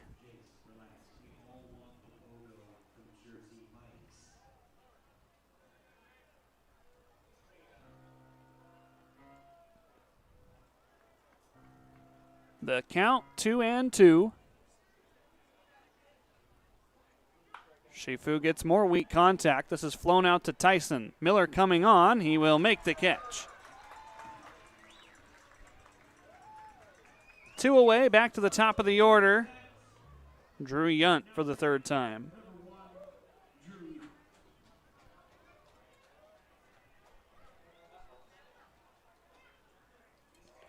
Yunt today 0 for 2. couple of pop-ups. One to Velasquez, one in foul territory to Sotomayor. Shifu needs to tie his shoe.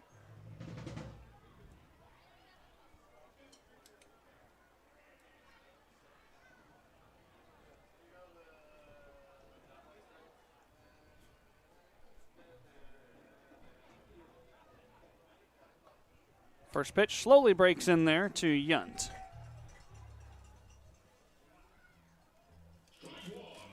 Again, you'll likely see Shifu pitch a couple of innings here today as the Pippins try to get as much out of him before he heads out, as this is a ground ball out towards Jackson. He'll go the short way to second base, and the fielder's choice will end the inning. We go to the bottom of the fourth, 4-1 Yakima Valley.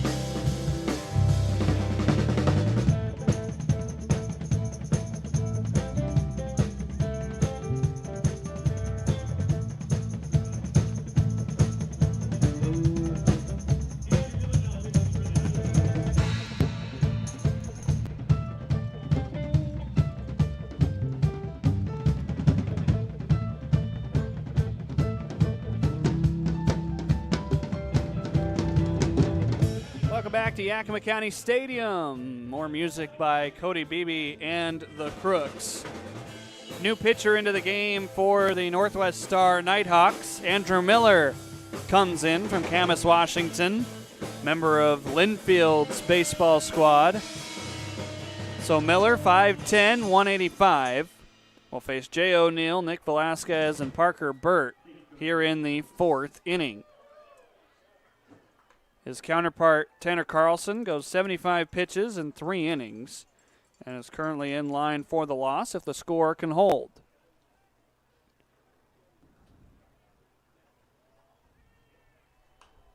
One out of play, 1-1. O'Neill 2 for 2 today, a double and a single. He scored a run back in the first.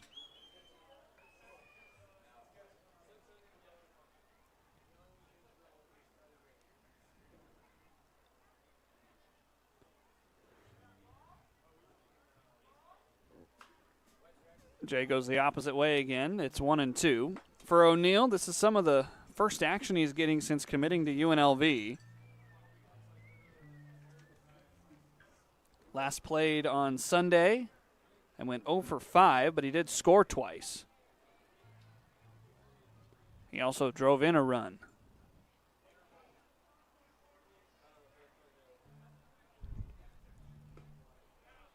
Backdoor breaking ball, just a touch off, says Perry Schofield. So 2-2 here. O'Neill hitting on borrowed time.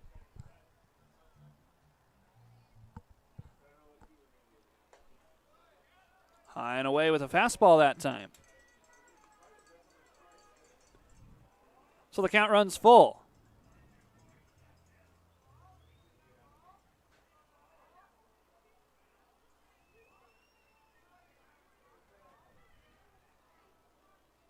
Payoff on the ground. This is past Porter, and Jay O'Neill is 3 for 3 today.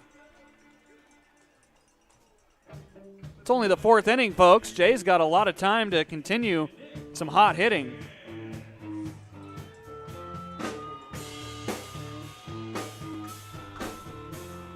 Porter couldn't quite get the glove down in time. And so Nick Velasquez will hit with O'Neill on for the 2nd time today.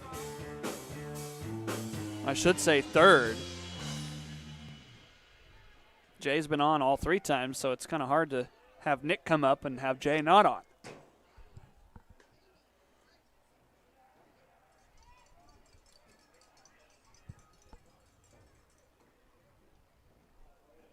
Velasquez, the 2-run blast that got this game going, and then a strikeout in the 2nd inning.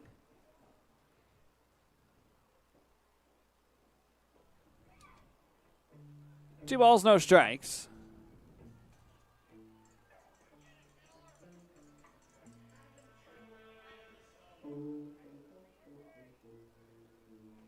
For Nick, he continues to put together an all-star type season here with Yakima Valley.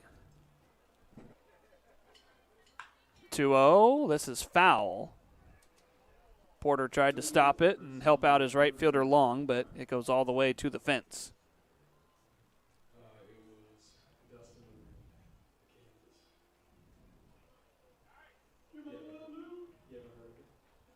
So 2-1.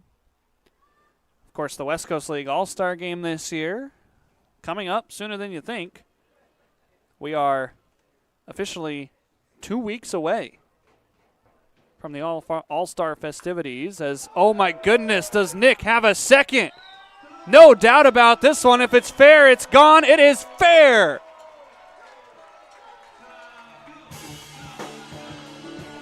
A 2-home run night for Nick Velasquez.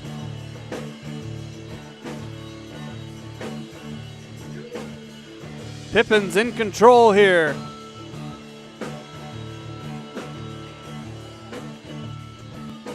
6-1 the score, 100 miles an hour off the bat, 394 feet.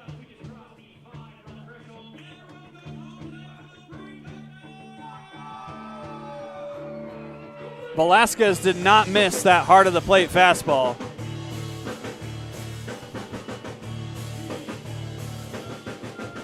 Now here's Parker Burt.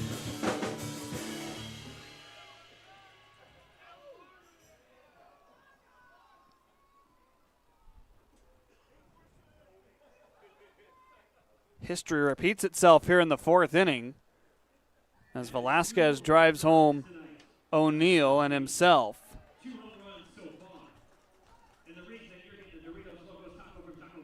Give him 4 RBI on the night.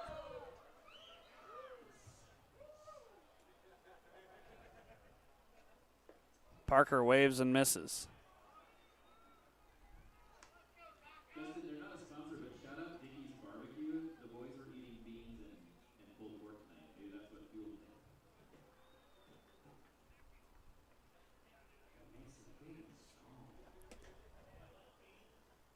Home plate umpire Perry Schofield restocks with baseballs. Parker Burt a walk and a fly out so far today.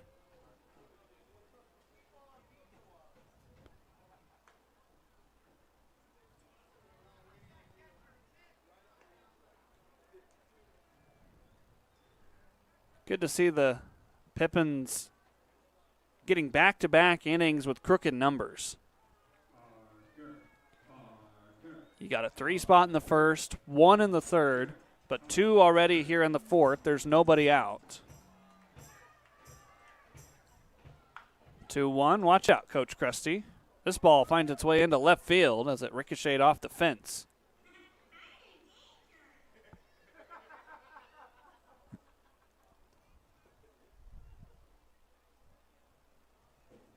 Jackson Upton down there in the Pippins bullpen, one of the secondary catchers. Might be warming up Shifu Hasegawa's replacement. Nobody throwing right now. As watch out on the mound. Parker Burt finds center field with a hard hit single. 3 straight hits to begin the 4th inning, a couple of singles and a home run. 90 miles an hour off the bat of Parker Burt. Up steps Luis Garcia.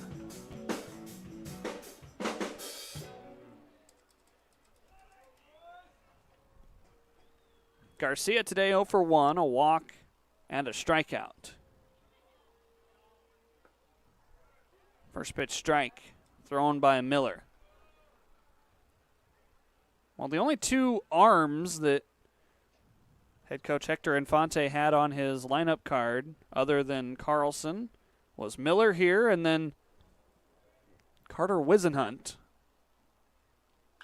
Garcia ropes one down the left field line for a knock. Parker Burt goes station to station. That's 4 straight hits to start the 4th inning.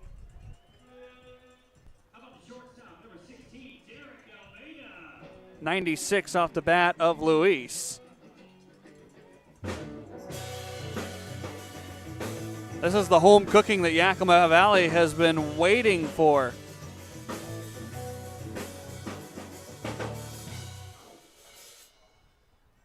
Almeida is 2 for 2 today.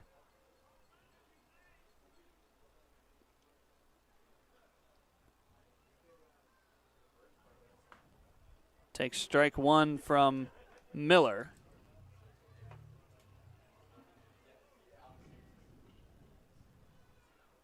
Of course, you've got 4 other guys on the bench listed as hitters for Northwest Star, but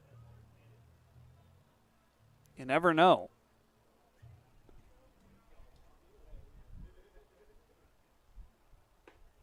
1 ball and 1 strike. This Nighthawks squad, not very big.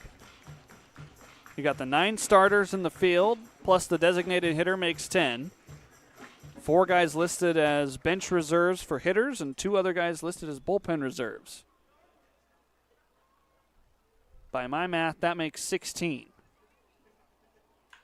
Almeida makes it 5 straight hits to start the inning. Pippins will have the bases loaded. No, Parker's going to try to score. The ball bobbled out and right. Now Almeida's going to get in a rundown between first and second. Taylor forgets the baseball. Garcia slowly inching his way towards the plate. And safe. Almeida made it back to the bag in time. Well, that was an adventure, but everybody's safe. Yakima Valley scores again to make it 7-1. I was a little surprised Garcia didn't take off earlier,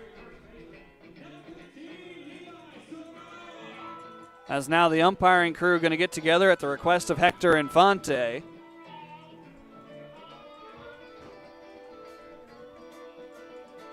Almeida tried to take second on the throw home, but by the word of Derek Dunbar, made it back to first base in time.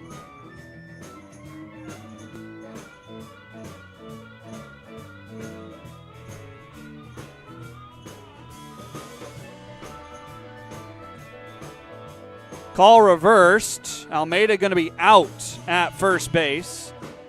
Coach Crustangel asking what the crew saw to overturn that call.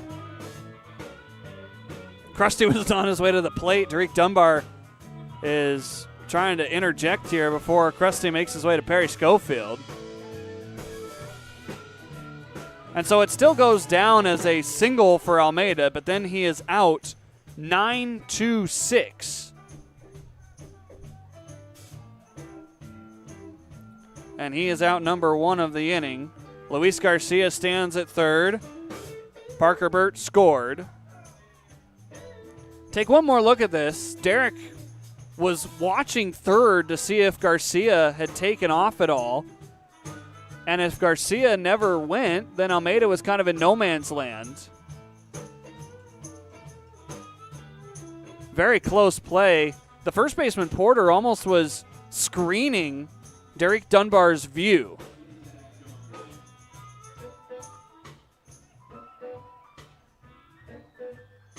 So the discussion continues between the Pippins skipper and the field umpire, Derek Dunbar. Well, while we have the opportunity, I'm just going to flip it over to the live music. Get a drink.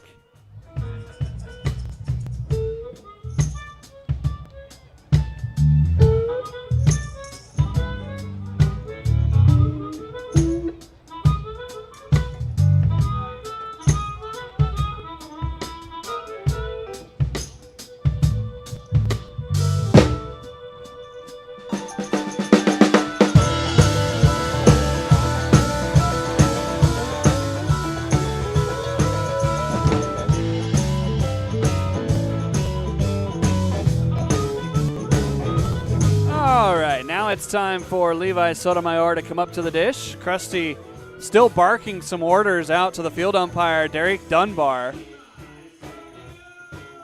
Cody Beebe and the Crooks kind of masking the sound of what the argument is out there at third base. The discussion's still going on. Infield comes in.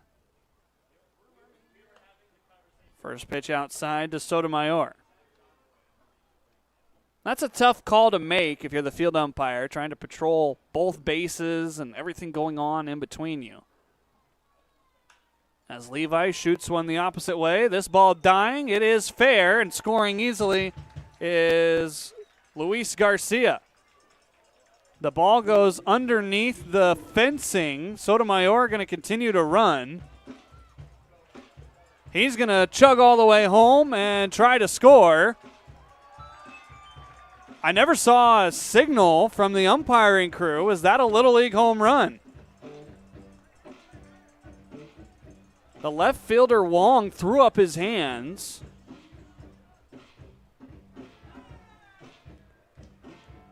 Little League home run for Levi Sotomayor. Hector Infante out to argue. All right. 81 miles an hour off the bat, 232 feet.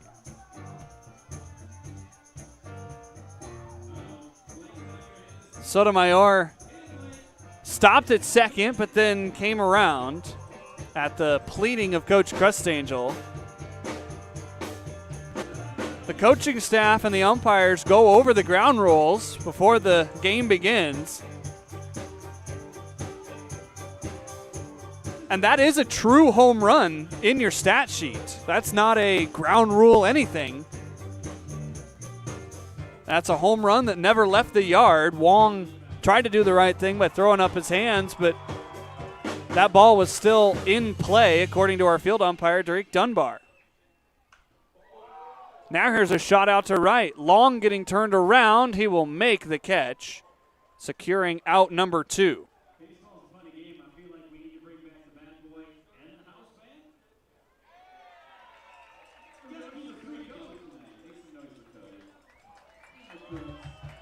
So give Levi Sotomayor 2 RBI on the home run to left field.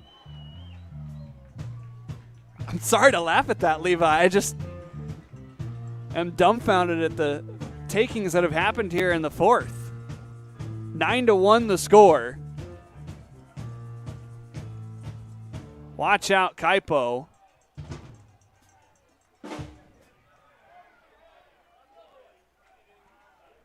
Lineup card flips back to the top as now Tyson Miller will hit for the 4th time.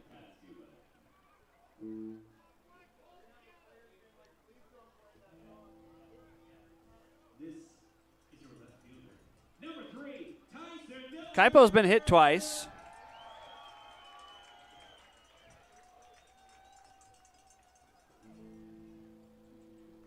Umpiring crew, or at least Perry Schofield back there retrieving another loose ball.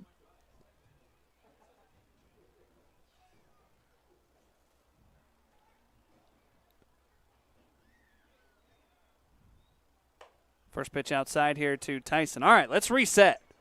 I feel confused, and I've been the one sitting up here watching this thing. The Pippins led off this inning with 6 straight hits, including 2 home runs, 4 singles. The second of the home runs being and inside the Parker as this ball bounces away from Cleaver, and Kaipo will head on to second on a wild pitch. The first home run was a no-doubter by Nick Velasquez that traveled 394 feet. All in all, the Pips have scored 5 runs on 6 hits in the inning. They have a man at second and 2 away.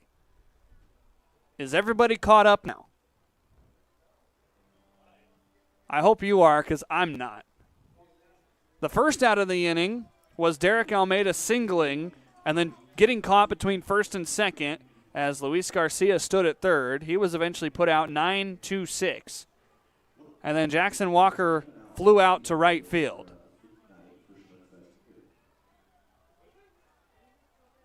.3-0 pitch to Tyson is nowhere close, and the Pips have batted around.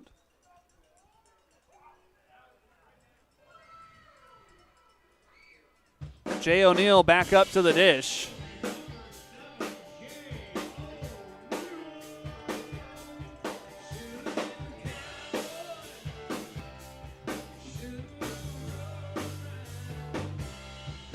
Coach Panch over at first base is again full of player gear.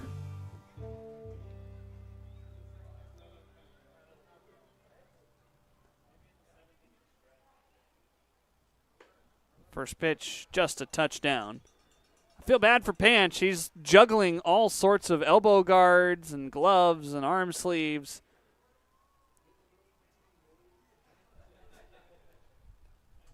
Out there trying to coach first base as well.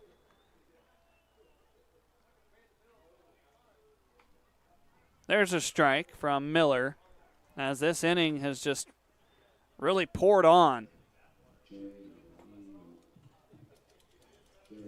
Score 30 pitches here in 2/3 of an inning for Miller.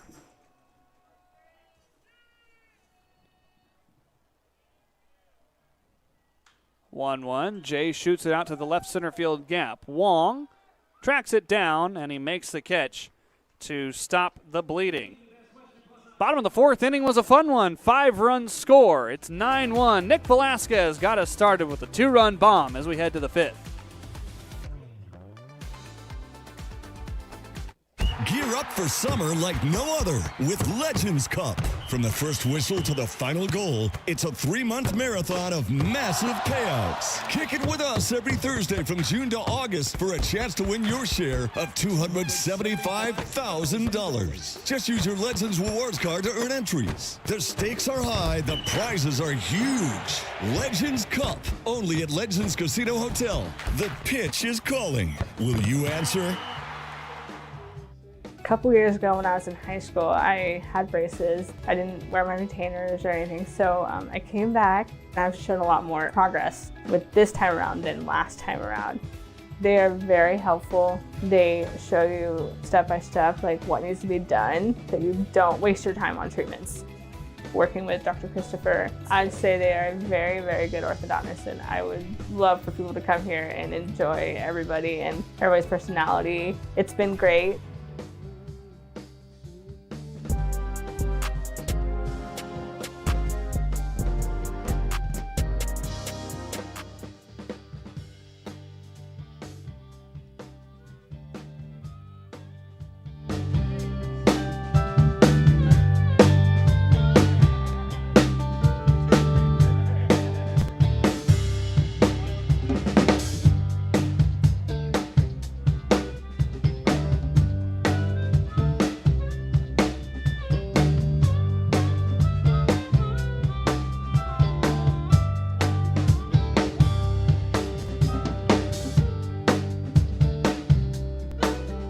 More music from Cody Beebe and the Crooks as Shifu Hasegawa starts his 2nd inning of work. Shifu gave up a single but struck out 1 and left a man stranded in the 4th as his first pitch misses for ball 1. This is Emmett Stein, then Caden Taylor and Liam Cleaver. 2, 3, and 4 in the Northwest Star order. Pips with a commanding lead of 9-1 now.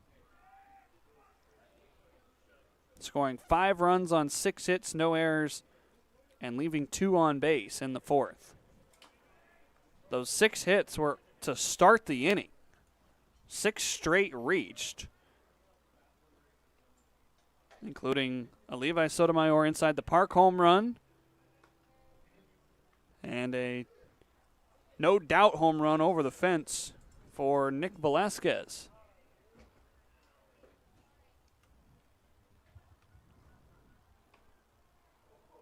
Ball 4 to Emmett Stein as Hasegawa sat for quite a while, now trying to readjust.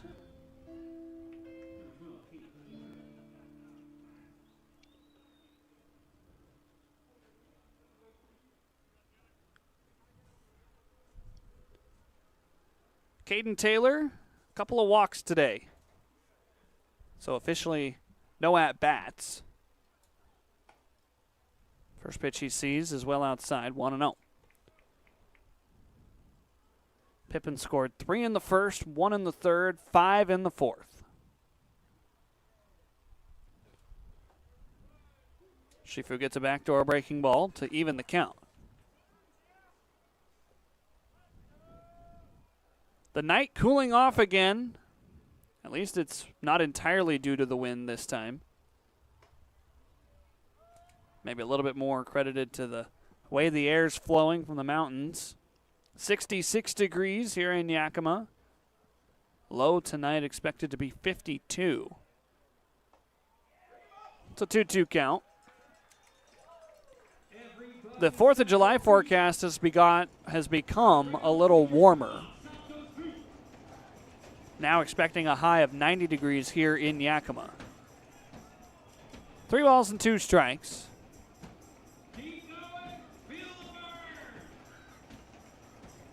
Hasegawa looking for strikeout number 2 this evening. Soft liner. This is going to dump in front of Tyson for a base knock. First 2 have reached here in the 5th. And now Liam Cleaver will hit.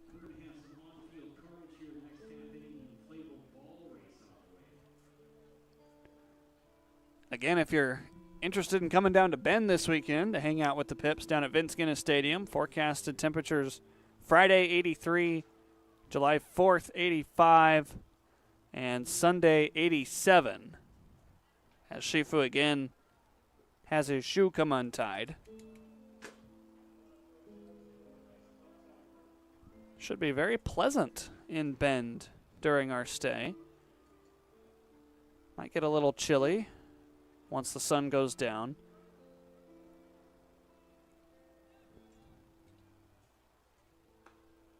First pitch strike fired in there by Shifu. If you've never been to Bend, by the way,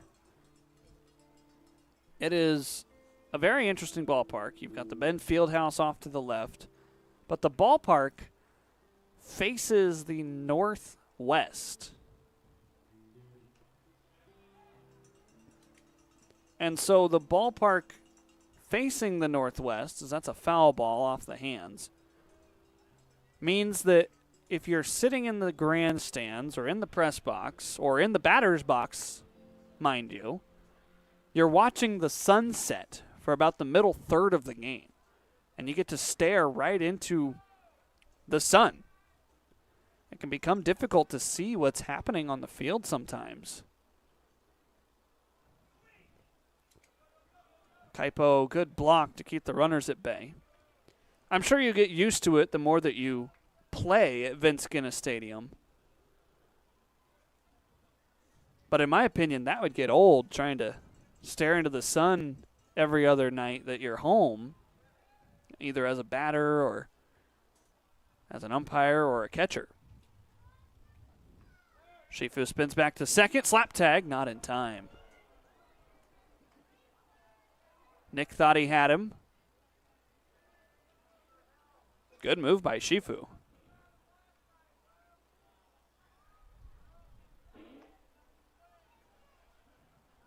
Take another look at this. Very close play. 2 balls and 2 strikes.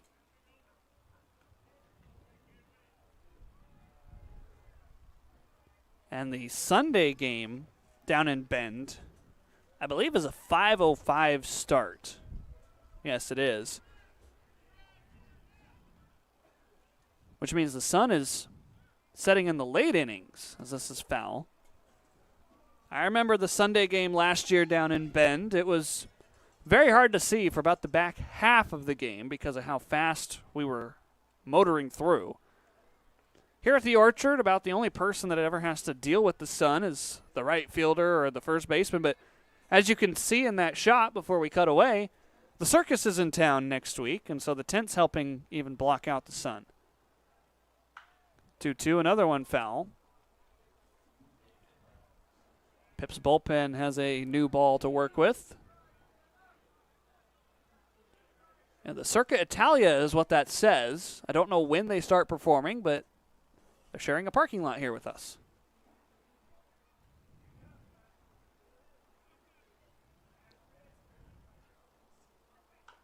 Another foul ball. Pippin's dugout will have this one.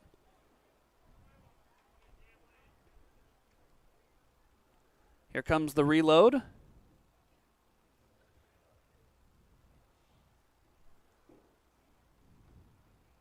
Sporting a number 3 for Tyson Miller, it looks like.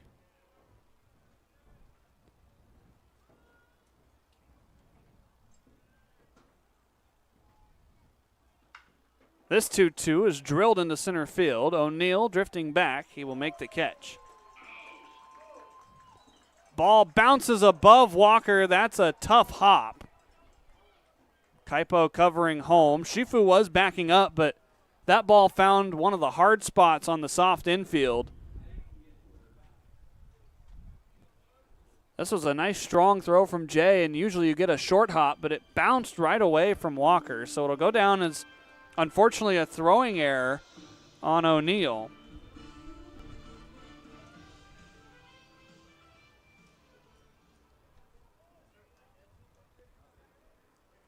That's a tough error if you're Jay. First pitch to Luke Porter is a strike.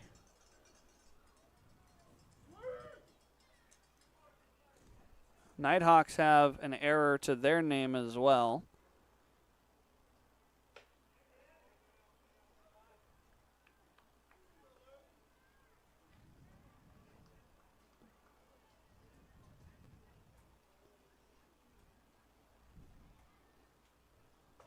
Wave and a miss here. 1-2. Although I can't seem to find it.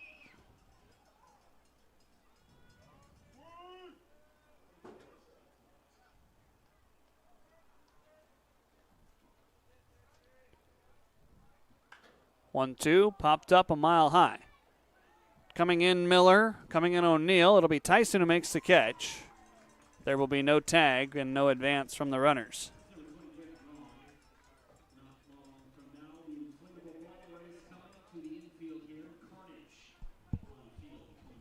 Jacob Long, 1 for 2 today, a single, a run scored, and a strikeout.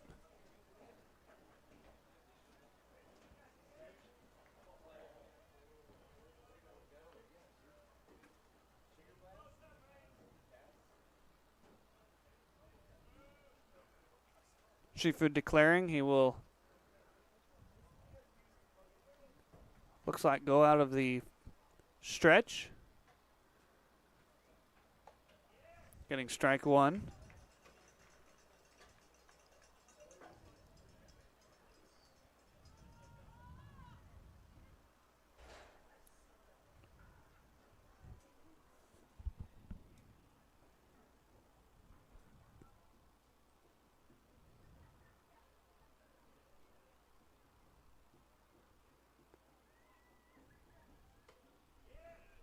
Just missing 1-1.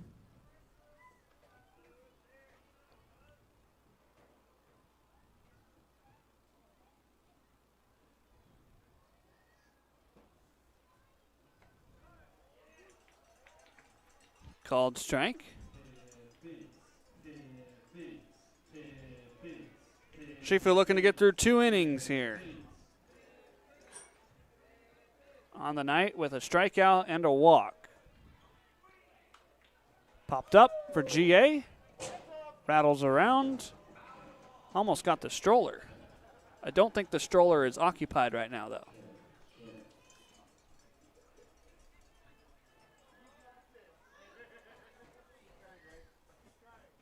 Still 1-2.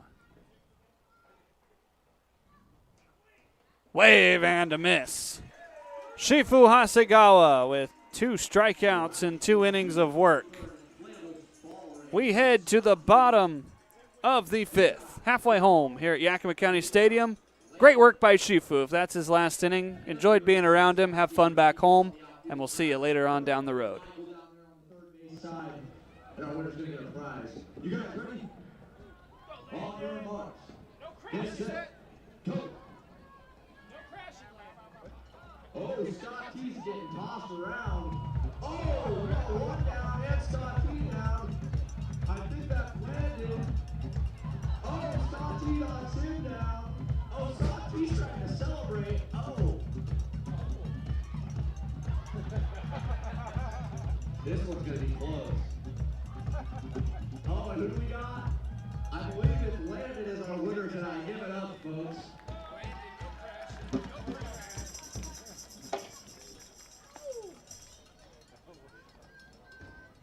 No mascots are hurting the filming of this program. Welcome back to Cody Beebe the Crooks. The sun goes down on my side of town. A lonesome feeling goes through my door. The whole world turns.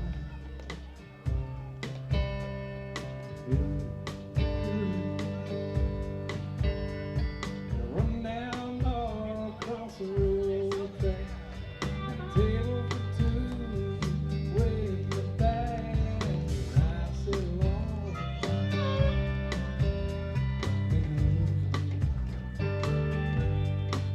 I spend most every night beneath the light on the road.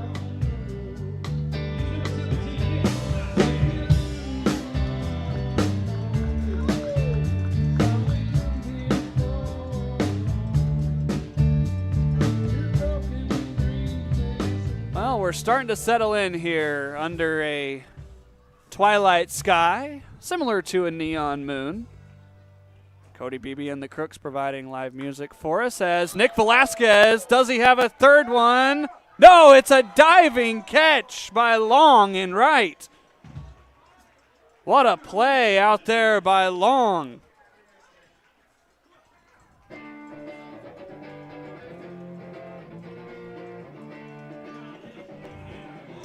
Nick not hitting it as hard as the previous 2, but Long tracking it down before crashing into the warning track.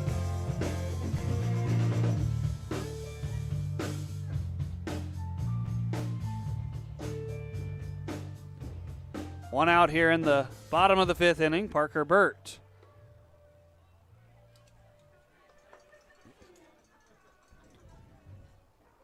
All sorts of action so far in this game. Miller looking for a settle down type of inning as Parker was a little confused on whether he wanted to swing or not. Ended up going around. It's 1-1.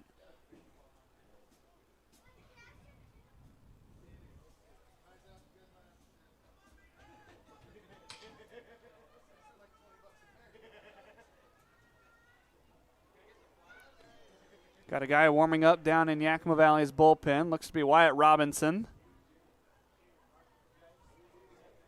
Shifu Hasegawa threw 2 innings after Tristan Pulliam threw the first 3.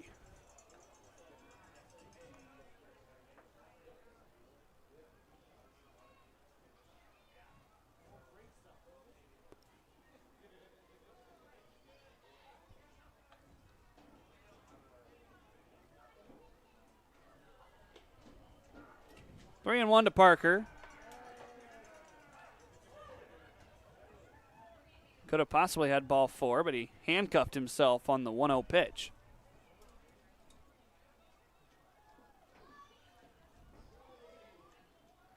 Three 1 on the ground. Deep in the hole, got past Taylor. Second single of the game for Parker Burt.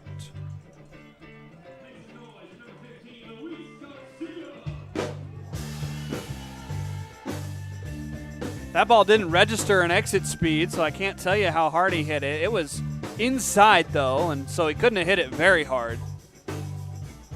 Just in the right spot for Parker.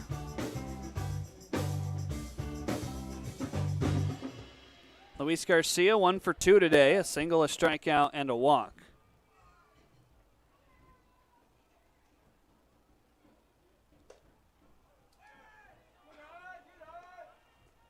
I think that was Francisco Lopez down there in the Pippins dugout requesting that Luis Garcia wear that 79-mile-an-hour pitch in on the hands.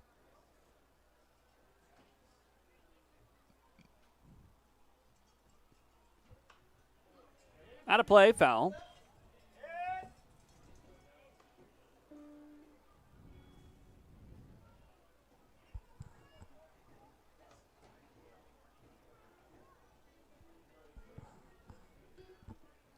Well, this outburst right now for Yakima Valley, leading by 8 here in the 5th inning, reminds me of another outburst that happened today in baseball.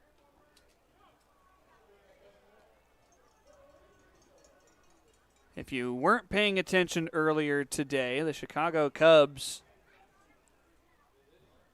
really took care of San Diego. 23-3 the final score there at Wrigley. Parker chased back. He is safe. Dansby Swanson had 3 home runs. The Cubs scored 8 runs in the 8th inning after scoring 3 in the first, 1 in the second, 5 in the third, 4 in the 5th, 2 in the 6th. 23 runs on only 17 hits. Garcia goes the opposite way. This is flaring. This is fair. Parker on his horse heading towards third. Garcia will be in ahead of the throw.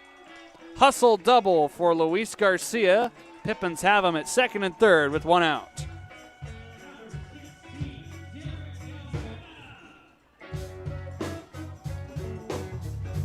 Good piece of hitting by Luis to go the opposite way. Set the table here for Derek Almeida, who is 3 for 3.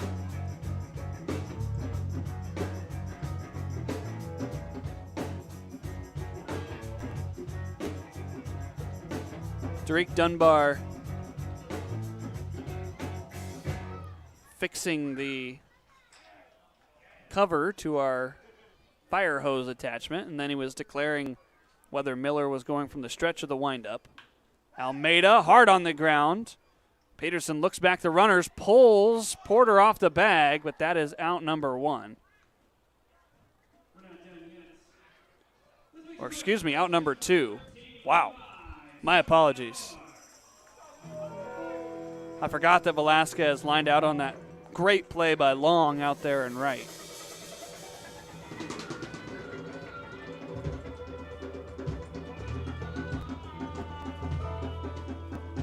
Levi Sotomayor will hit.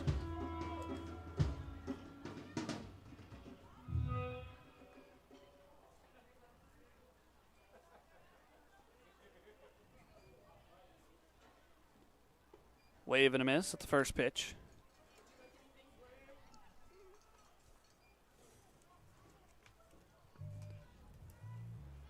So 9 runs on 14 hits.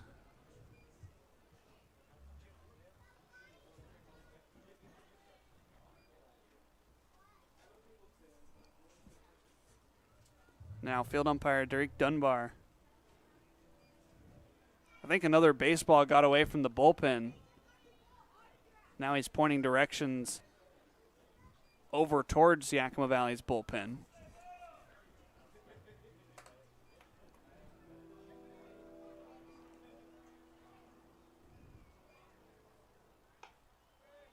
One ball and 1 strike.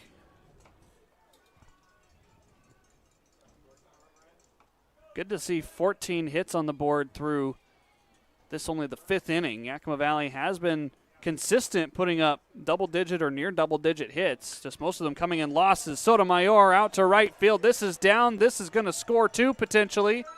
A high throw into the plate. It bounces away from Cleaver. It's now 11-1 Yakima Valley on the RBI double. Well, that's a single by Levi Sotomayor.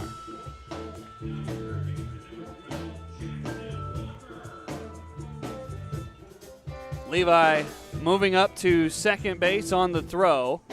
Parker Burt scores. Garcia scores. And it continues to pour here on Andrew Miller.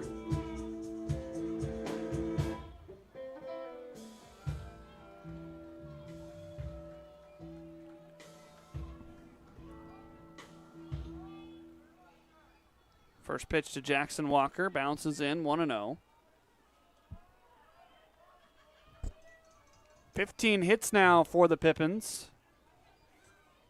As I was saying before Levi got that hit, some other scores from around Major League Baseball today, as here in a moment we'll get you an update on the West Coast League as well. Colorado Rockies beating the Miami Marlins 6-3. Milwaukee Brewers taking care of Cincinnati 4-2. Tampa Bay shutting out Kansas City 4-0. Minnesota Twins took care of Houston 8-3. Phillies won 10-6. Mets lost 9-3.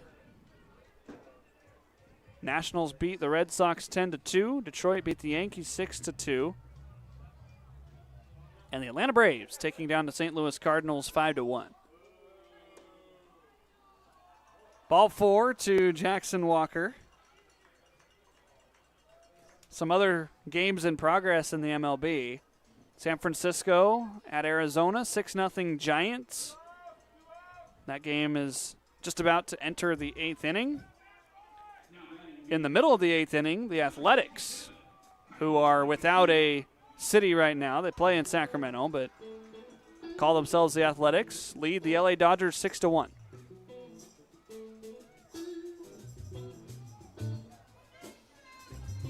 Here's Kaipo Matsushima.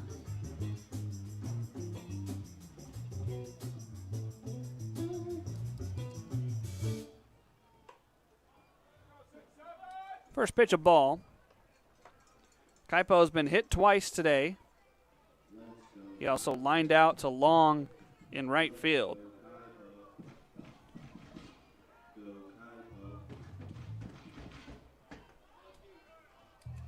Two balls, no strikes.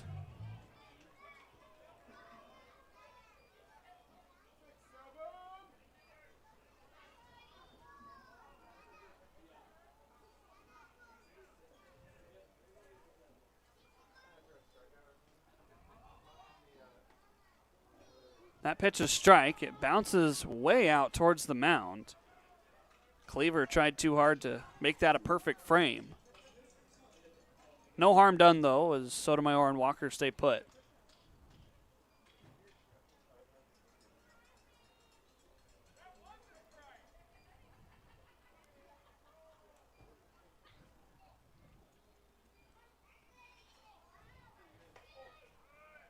Three balls, one strike here.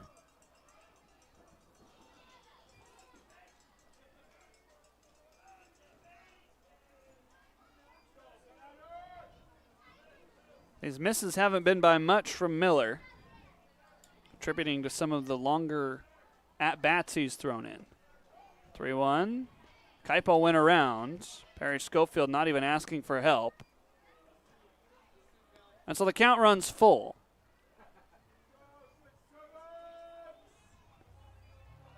Wyatt Robinson warming up in the Pippins bullpen.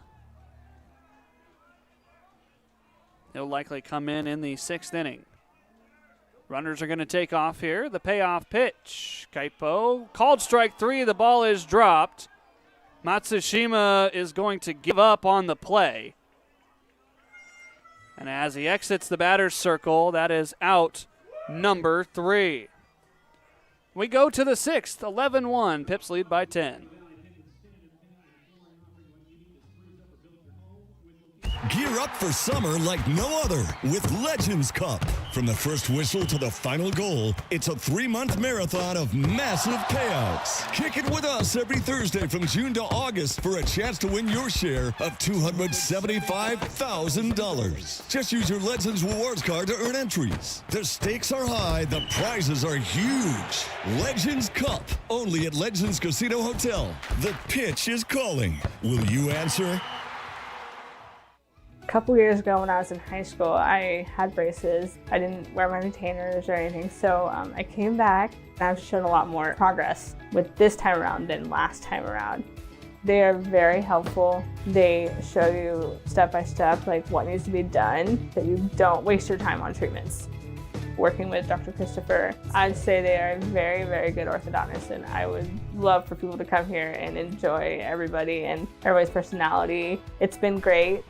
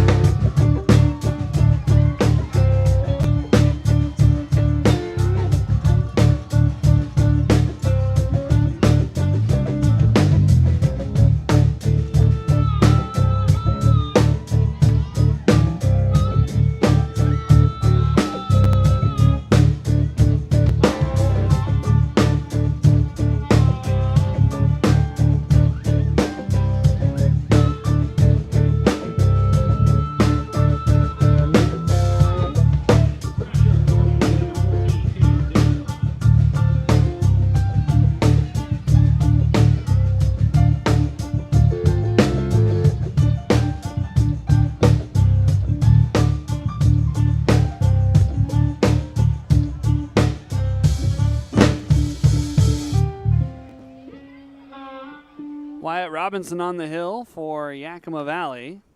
Another rendition by Cody Beebe and the Crooks, our live house band tonight. Robinson from Roy, Washington, played for Olympic College. Now on the season for Yakima Valley, pitching in what is his 7th game. Robinson falls behind 2-0, so Shifu Hasegawa goes 2 innings, giving up 2 hits, no runs, 1 walk, and 2 strikeouts. And he does so on around 40 pitches. He would be in line for the victory should this score hold. That's a pretty good way to end it if you're Shifu, who, as I mentioned, going back home to Japan for a couple of weeks to catch up with his family and train a little bit back in Japan. Robinson going to be a little bit more of an electric arm than Shifu was, as his fastball is between 89 and 92.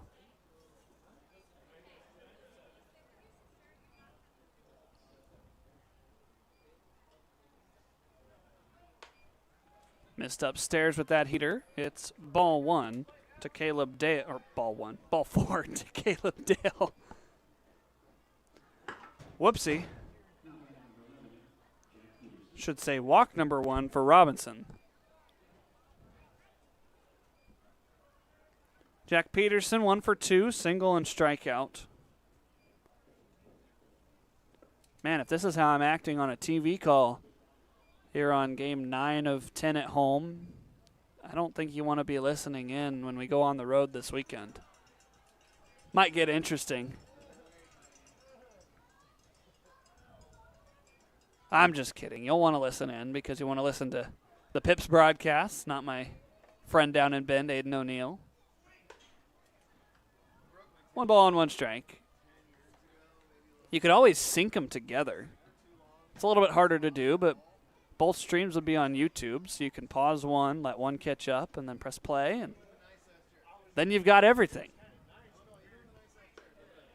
Although if you choose to do that, then you'll hear me mix up my left and right sometimes. That's the joy of radio. You can say whatever you want. People have to believe you.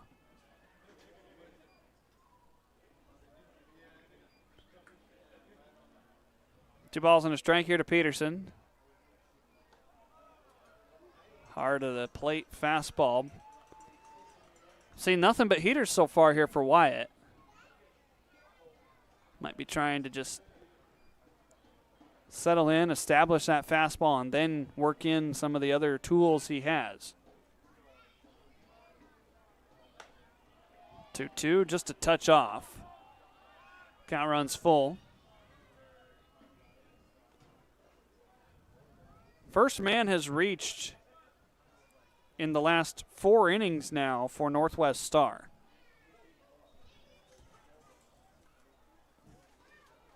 Payoff pitch, dotted, strike 3. Peterson down on strikes for the second time, frustrated with himself. That one was middle.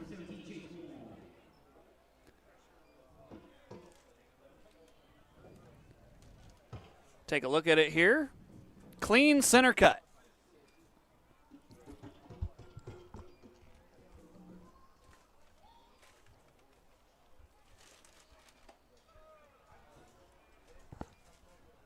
That one just a touch off.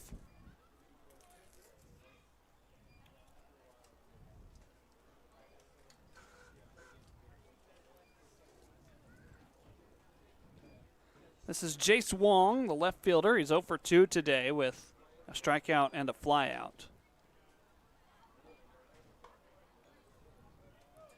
2 balls and no strikes.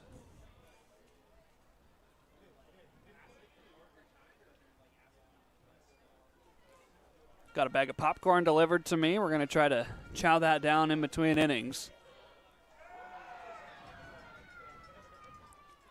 Should have brought my dental floss here.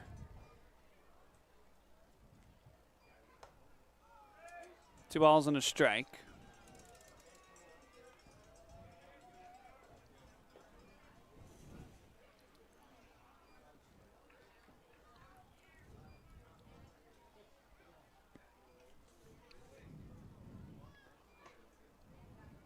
That's a called strike 2. Robinson's cap still appears to be a little bit large. Maybe the head of hair is a little bit more full than when the season started. We've seen Wyatt lose his cap a bunch.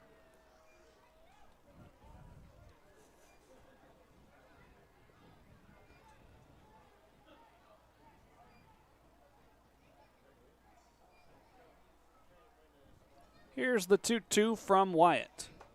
Late wave and a miss. Wong could not make up his mind. No, it's a foul ball. Kaipo dropped it.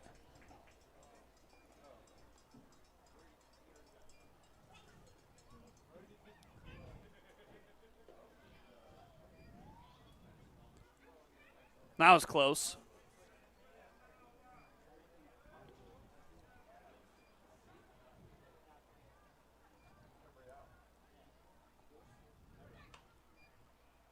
Watch out. Count still 2-2.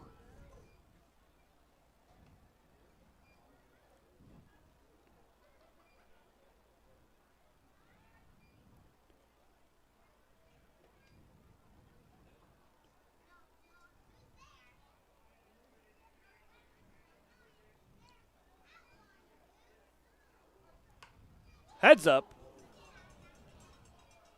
Hope everybody's still awake down in the Nighthawks dugout. That ball came screaming in. Wong hitting on borrowed time after a couple of pitches ago. He fouled one off so late that Kaipo couldn't hang on to it. Ball 3.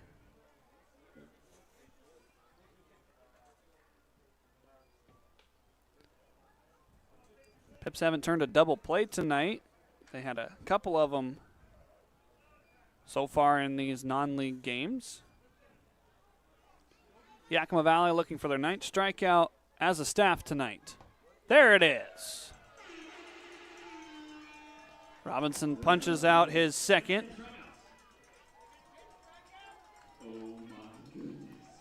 Was that 9 or 10? They're doing a second promotion here tonight that if the Pippin staff strikes out 10, then you get a BOGO sub. That must have been number 10. I think I'm just bad at math.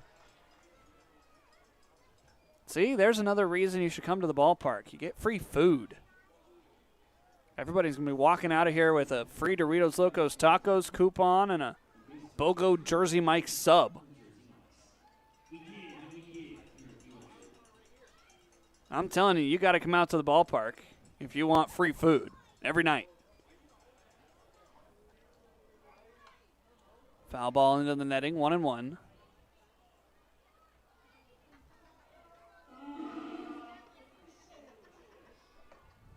We'll see if Robinson's a one-inning type guy or if Pippins are going to ask him to try to get through 2. Approaching 9:15 here at Yakima County Stadium. Half swing. Did he go? No, says Derek Dunbar.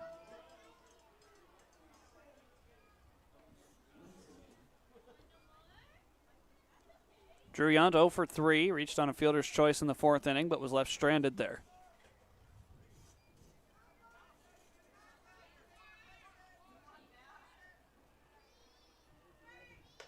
Wave and a miss. 91, top of the zone.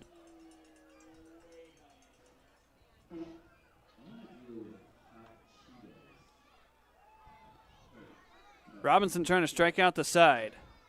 Tristan Pulliam did that in the 3rd inning. That would be number 11 for the staff tonight, now that I've got my math correct. Went with another fastball. So the count runs full. There's 2 away. The man at first, Caleb Dale, will get a head start.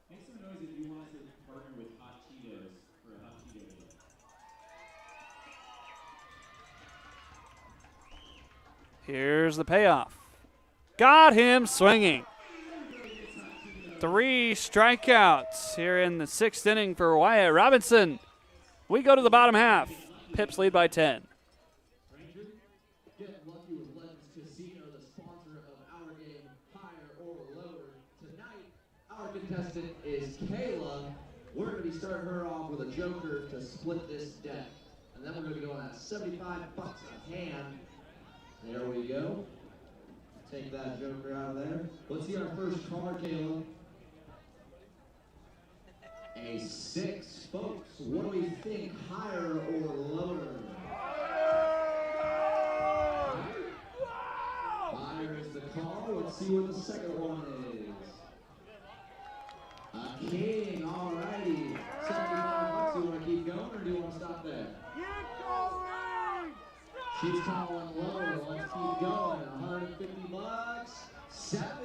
There's $150 for Kayla. Folks, you want to keep going?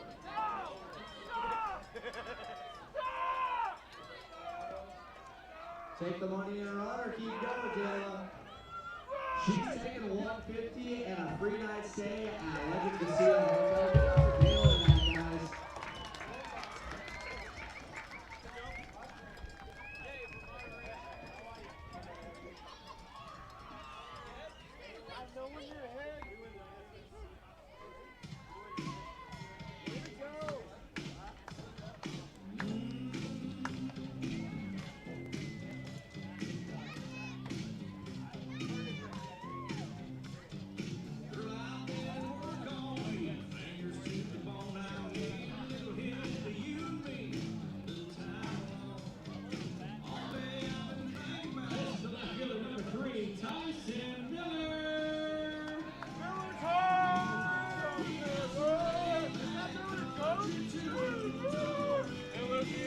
Tyson Miller leads it off here in the bottom of the 6th inning for Yakima Valley.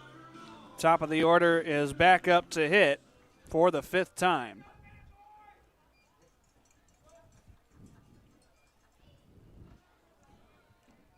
First pitch misses from the pitcher Andrew Miller, so it's Miller versus Miller, right-handed pitcher versus left-handed stick.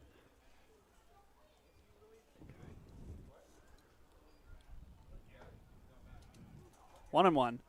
Here are the scores as promised from around the West Coast League today. Already mentioned that Kamloops defeated Kelowna 11-8. That's a Canada Day celebration that they're having up there north of the border. Up at a sold-out Edmonton Riverhawks Remax Field, Edmonton leads the Bellingham Bells 6-1. Bells starting off their second half journey 0-1. In Port Angeles, the Cascade Collegiate League leads Port Angeles 5-4. That's after Port Angeles took the game last night against CCL. Bottom of the 8th, down at Vince Guinness Stadium, the Bend Elks lead the Walla Walla Sweets 6-3. Bottom of the 9th in Nanaimo, another Canada Day celebration. The Night Owls are being shut out by the Victoria Harbor Cats 11-0. In Springfield in South Division action, bottom of the 8th, the Drifters lead at 2-1 over the Marion Berries. And in the bottom of the 9th, down in Corvallis, Portland currently leading the Knights 2-1, trying to even that series as well. Payoff pitch misses to Tyson. He's aboard for the second time. The only other score going on after that, Wenatchee hosting Dub C. 9-5 the score. Apple Sox lead it. That's after really taking care of the Fish Sticks last night, scoring more than 20 runs. I believe they had a new player join the squad for the second half. He went 5 for 6.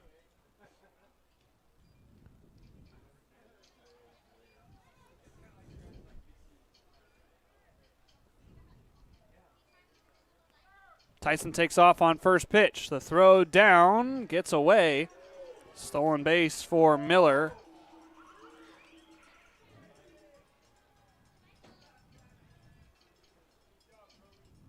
Jay O'Neill behind in the count 0-1.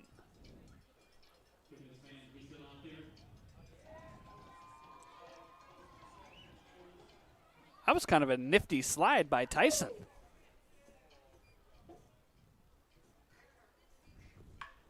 Jay cracks one down the right field line, but foul. He was talking with Perry Schofield as the home plate umpire made the call, looking back with a smile on his face like, come on, give me a home run here. Just in front of a center cut fastball.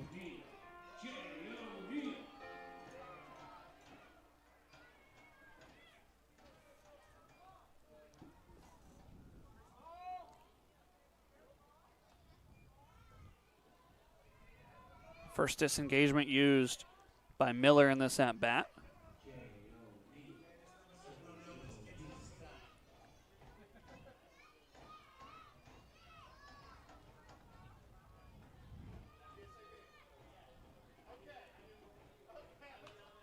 Jay was anticipating something harder than a 71-mile-an-hour slider. Good job just to get a piece of it. Stay alive. It's 0-2.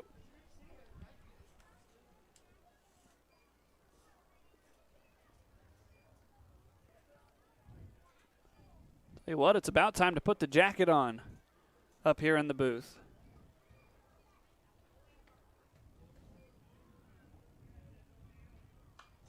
Jay stays alive again. I don't know if it was a fluke last year or if it's a fluke this year, but I don't remember very many nights needing a jacket, at least here in Yakima when I was with the squad last year. This year, it's been every night. Make sure you bring at least a jacket, maybe a sweatshirt too.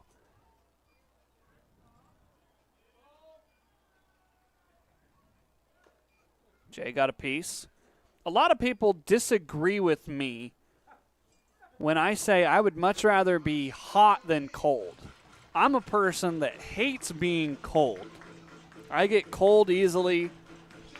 And when I get cold, it's hard to get warm. A lot of people are the opposite. They'd much rather be cold because you can always find a fire or settle under a blanket and get warm. I cannot. I don't know what it is about me. Jay takes ball one. I got the text from across the room that this year is definitely a fluke. So it is normally warmer here, Shay. That's what you're telling me. It was rough last year because the first 3 home games for Yakima Valley against Walla Walla were very nice. It was about 75 degrees. O'Neal shoots one out to left. Wong waits for it to come down. 1 out. Here's Nick Velasquez, who's got 2 home runs.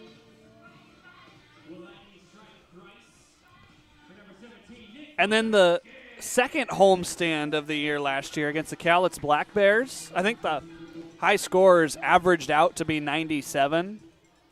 So the high temperatures were very, very warm that weekend. And I don't think it felt like it ever got cool again until we got to August and the last home games of the year.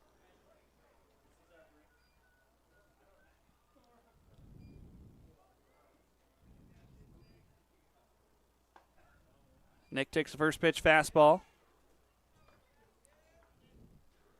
Velasquez a home run in the first, a home run in the fourth. The Pips have hit 3 home runs tonight. Levi Sotomayor had an inside the Parker that the left fielder Wong gave up on because he thought it went out of play.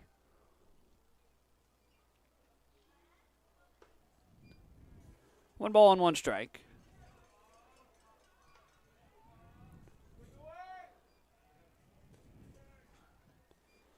They say 3rd time's a charm. This is the 5th time up for Nick Velasquez, but I don't know that there's ever been a night in Pippins history, non-league or league, that there's been a man with 3 home runs.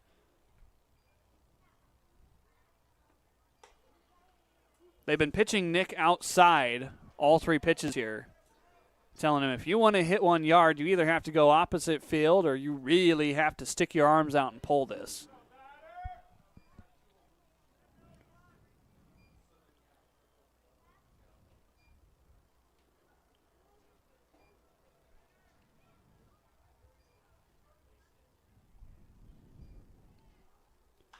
One, 2. Nick does try to go opposite field, and the bullpen will end up with it.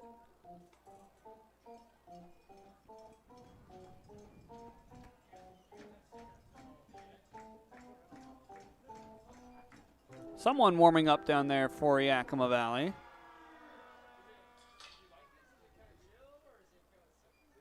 Is that Jackson Upton warming up, one of the catchers for Yakima Valley? I see a number 51. There's only one number 50 anything on our squad. Nick stays alive. That one was more center cut of a fastball, but it was low.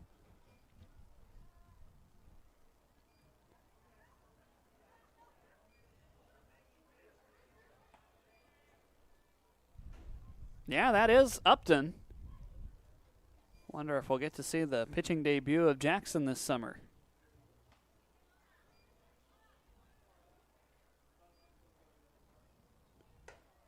2 balls and 2 strikes. You're in a situation here, if you're Coach Crustangel, it's about to be the 7th inning. You've got 9 outs you've got to find.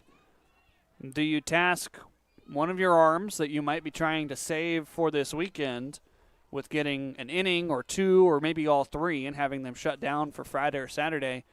Or do you trust with a 10-run lead, maybe somebody that has lesser pitching experience or a position player potentially, to try to get those 9 outs? Upton a catcher, so he obviously understands the mechanics of pitching a little bit.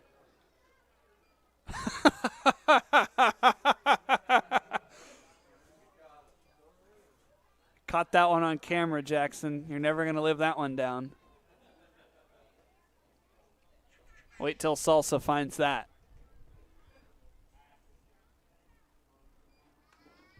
Nick again fighting it off to stay alive. Long at bat put together here by the Pippins second baseman.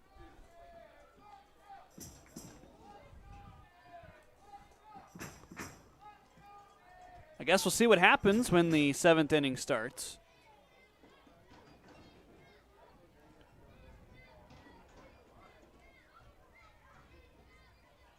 Time called. Somebody warming up in the bullpen for Northwest Star as well. The ball got away. This is Wisenhut.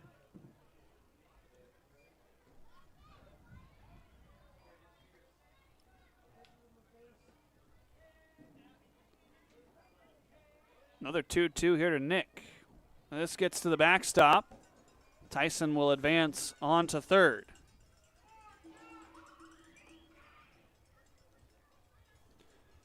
Runner in scoring position, 90 feet away. Big shout out to everyone who wore their cowboy boots today. Some more baseballs being delivered to Perry Schofield. Blake, our bad boys, some awesome cowboy boots. Blake, do you have cowboy boots? No. Do you have a girlfriend? Get off the field. Do you have a girlfriend? Come on, Jordan, you're distracting the ball boy. Let him work. Infield comes in here. He's done a good job tonight. Nick drills one out to center field. Yunt going back, deepest part of the park. This will drop on the warning track. Velasquez stops at second as Tyson Miller crosses the plate. 3 hits for Nick Velasquez, 101 off the bat. And it's now 12-1 Pips.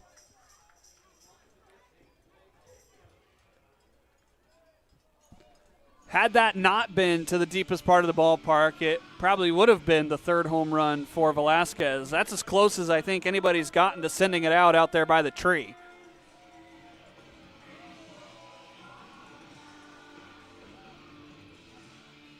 Chance here for Parker Burt to add on to his day. 2 for 3. 3 runs scored, 2 hits. Pippins' offense coming back to life here. Scoring runs, that is. The offense has never really been gone. 11 hits last night, 9 hits the night before, 13 the night before, 10 the night before. And so there's been a lot of nights where the Pippins have had a lot of base runners. It's just been walks from the pitching staff and some big innings that have been given up that have been the downfall.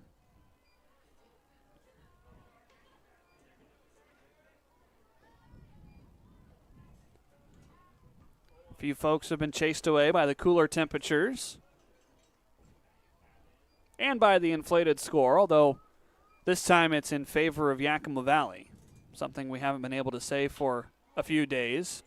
Parker on the ground over to third. Peterson bobbles it, but he has time with the catcher running. 2 away here in the 6th. Luis Garcia. He's got a single and a double today. He's scored twice.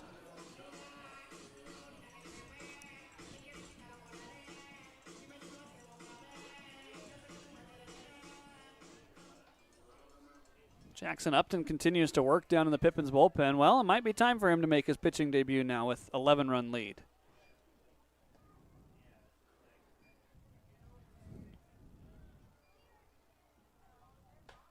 Big cut by Luis.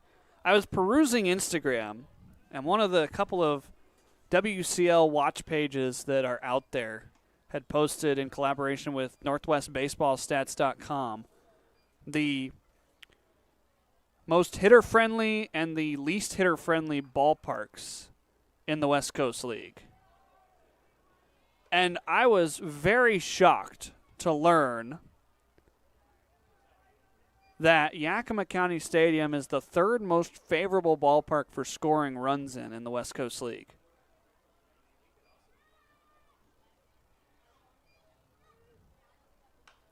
Garcia out of play, 1-2. I'm trying to find the official number weaved in here with their stats page. But it was Vince Guinness Stadium at number 1. Yakima County Stadium was at number 3 of most hitter-friendly ballparks.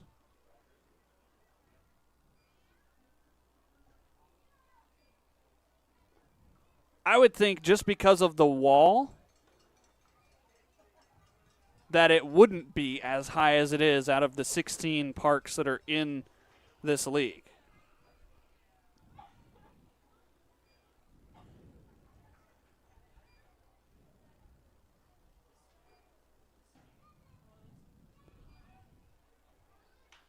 Garcia, foul.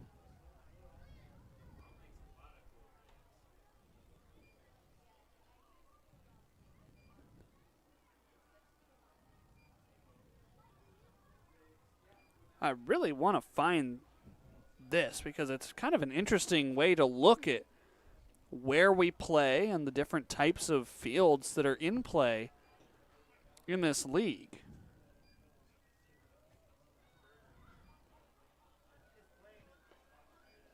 Count runs full. Man at second is Nick Velasquez.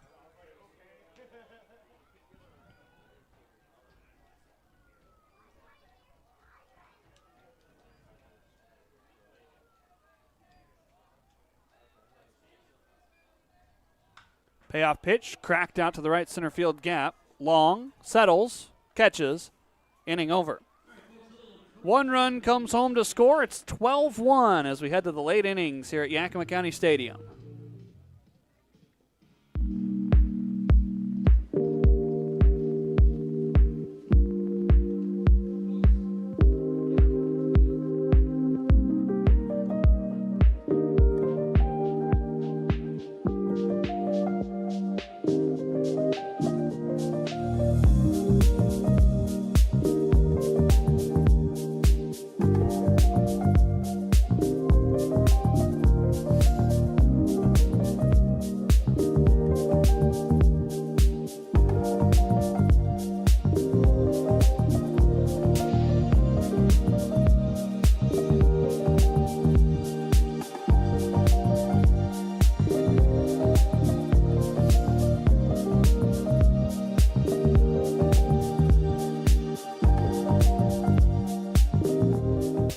At Cascade Natural Gas, we help smart businesses cover their bases.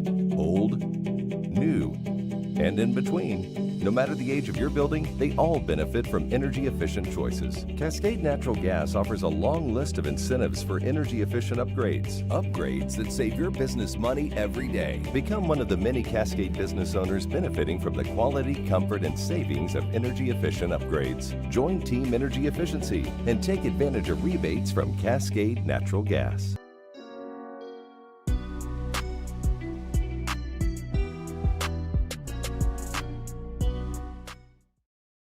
Welcome back to Yakima County Stadium. There's the score, 12-1. New arm into the game is indeed Jackson Upton, the man from St. Martin's University. And I've found what I was looking for. Park factors in the West Coast League. The most hitter-friendly park is Bend, which is Vince Guinness Stadium, with a index. And basically what the index is, the 100 is the average. Above 100 favors hitters, below 100 favors pitchers.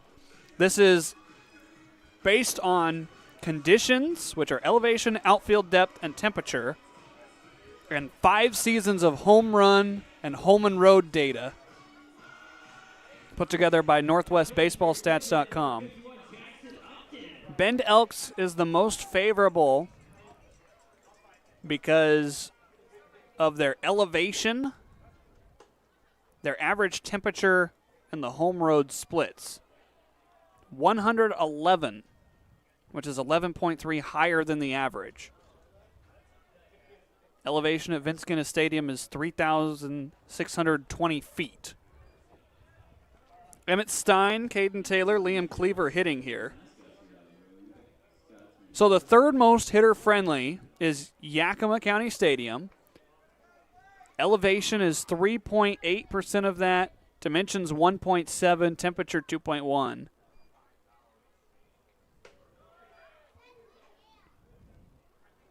Elevation here at County Stadium, 1,060 feet.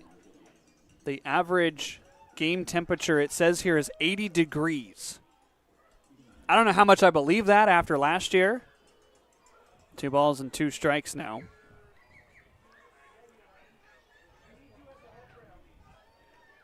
But the dimensions are much shorter than everywhere else. That's part of it. The short corners really help out.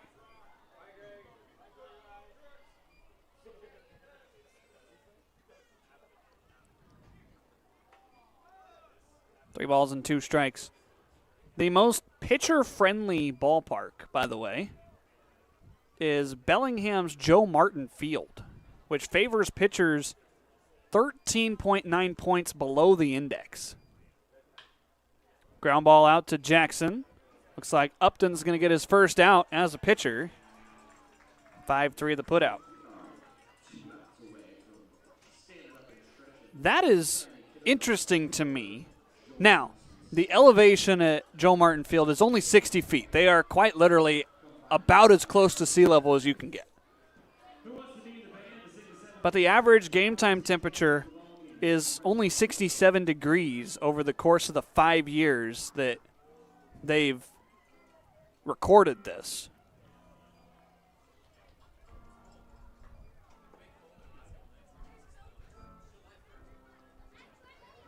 This is kind of a neat metric to keep track of. Thanks, Northwest Baseball Stats, for doing some crazy work for us. Oh, this is cool. Out of play 1-1. As part of the Park Factors website, you can build a ballpark. You can change the elevation up to 4,500 feet and the average game time temperature from 45 degrees to 85 degrees, and change the winds and the height and the depth. Oh, my goodness. I just found a new baseball nerd obsession.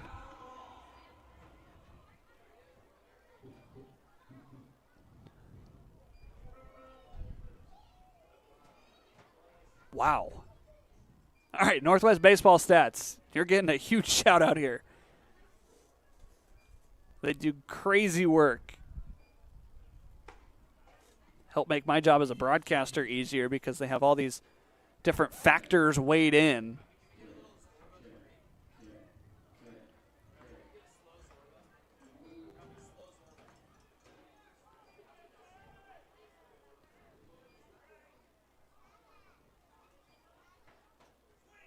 Watch out. 3 balls and 2 strikes here.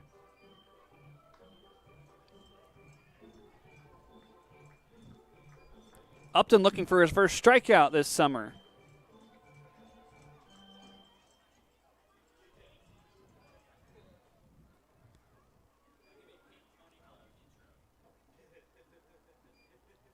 Payoff is sent in the air into shallow left. Tyson coming in. Jackson lost his lid. Here's their shortstop, Derek Almeida, who makes the play. 2 away here in the 7th.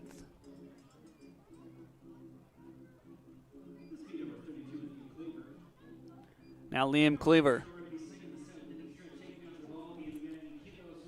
In case you were wondering, as I continue to look through this wonderful, wonderful stat database, the smallest field on average is the Portland Pickles with only an average distance of 327 feet to the outfield.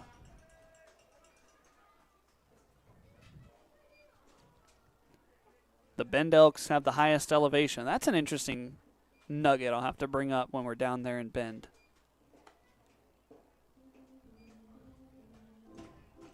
One ball and 1 strike here to Liam Cleaver. 0 for 3 today, 2 strikeouts and a flyout.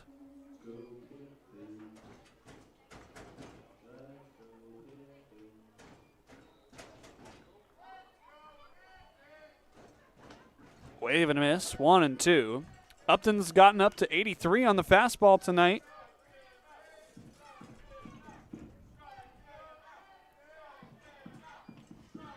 Let's see what Jackson can do here on the hill. Folks here at the Orchard won his first strikeout of the summer. Out of play, still 1 and 2.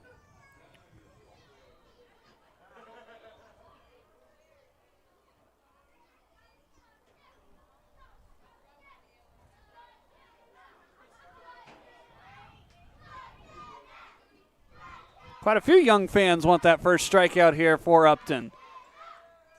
Let's give it to him, Jackson. There it is. Breaking ball got him. A 1-2-3 frame, and it's stretch time here at the Orchard. Smiles all around. 12-1 Pips. Enjoy Take Me Out to the Ball Game. We'll be right back.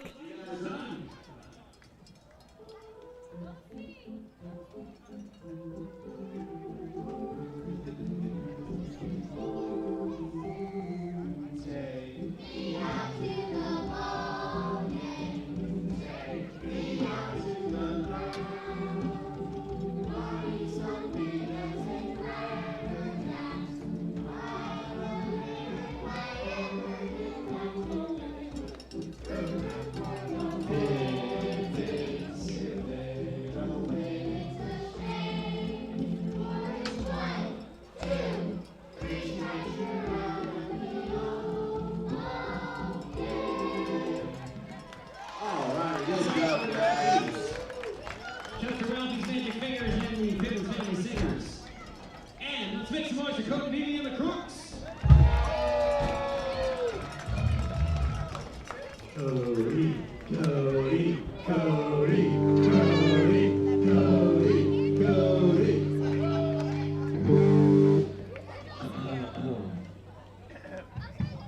Here's one you guys know. Almost 7, West Yakima, Cascade Mountain, Natchez River. Life is older, older than the trees, highland mountains, floating like a breeze, country roads, take me home to the place I belong, West Virginia, yes, mountain mama, take me home, country roads. That's all I know, you guys. I'm really sorry.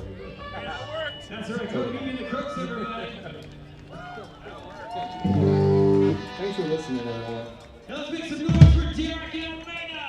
Cody Beebe and the Crooks wrapping up their night before they head back out on the road for a summer road trip. So glad they could join us here at the ballpark tonight. Derek Almeida, Levi Sotomayor, Jackson Walker, the three due up here in the 7th inning for Yakima Valley. Almeida today, a double, 2 singles, and a ground out.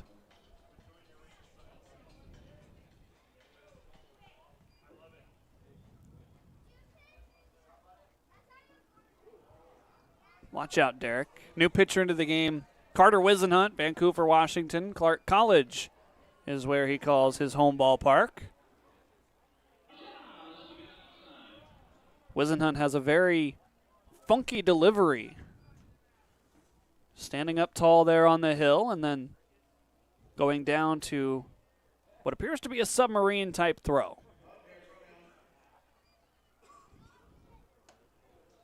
Derek couldn't pull the trigger on 71 miles an hour.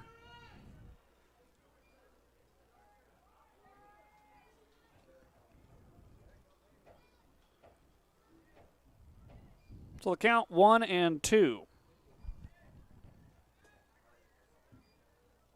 12-1 the score, 16 hits for Yakima Valley.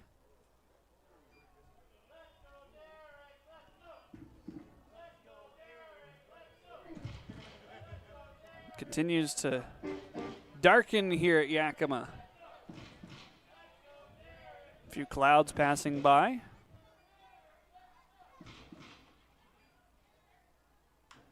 Derek shoots one out to right. Long, drifting over to his left, makes the catch.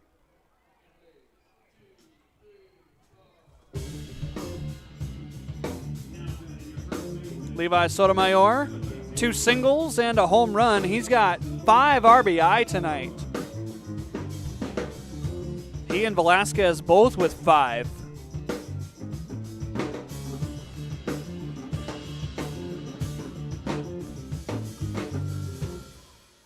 Six of the 9 Pippins that are in the starting lineup have multi-hit days, including 3 of them with 3-hit days.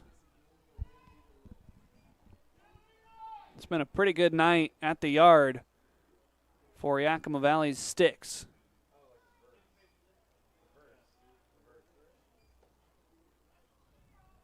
One ball and 1 strike here. I don't see anybody warming up in Yakima Valley's bullpen, so Jackson Upton will likely be back out for the 8th inning.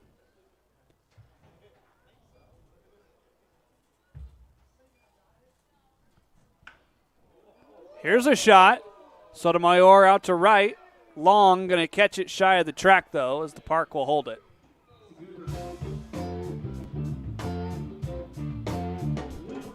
Almost had 2 Pippins with multi-home run days.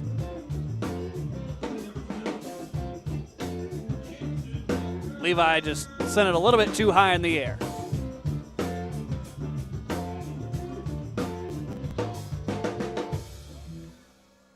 Here's Jackson Walker, 2 walks today and a couple of outs made in the outfield.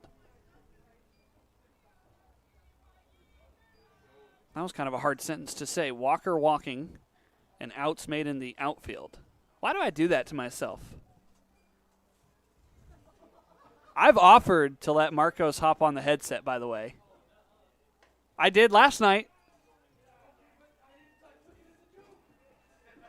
I'm serious, Marcos. Then of course Shea would have to go solo, but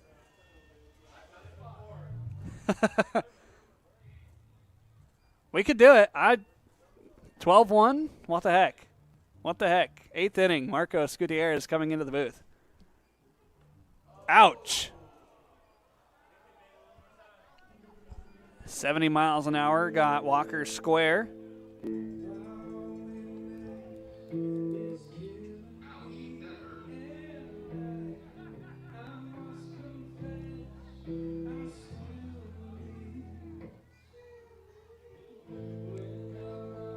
Kaipo Matsushima.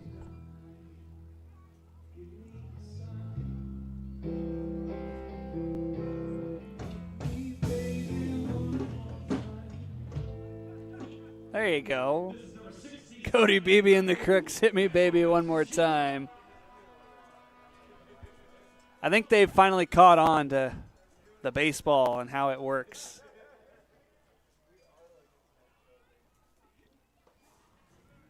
First pitch strike thrown here to Kaipo.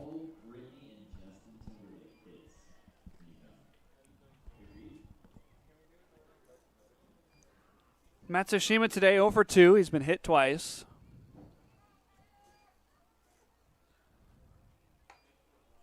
Pips have one more home game tomorrow, a non-league contest against the Portland Gherkins, and then hit the road to resume their league season. Fireworks show tomorrow, 7:05 p.m. first pitch. Ouch. Kaipo hit. Will the Crooks do it again? Yes, they will.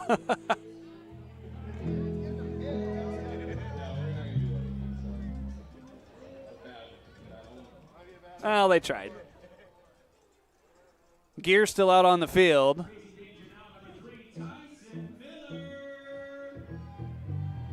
Well, our bat boy had been doing pretty well. There you go. Another one bites the dust. That works. Tyson Miller up for the 6th time today.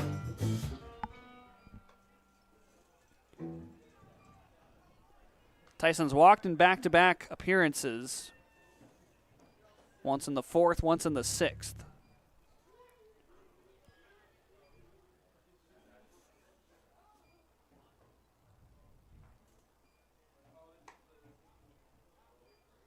Two balls, no strikes. That's a good shot of Tyson up there on the video board. Oh, buzzkill. 3 balls and no strikes.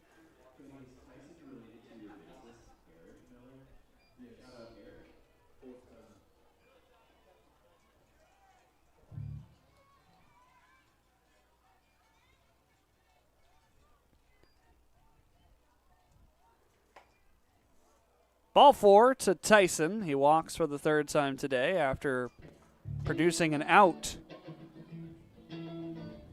in his first 3 at-bats. Bags are loaded. 2 away.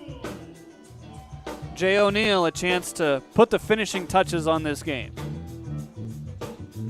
One might argue the game already finished, but I say nay because on Sunday night, the Pippins gave Kelowna a run for their money, scoring 9 runs in the final 2 innings to make that a 14-10 game versus a 12-1 as the score is right now.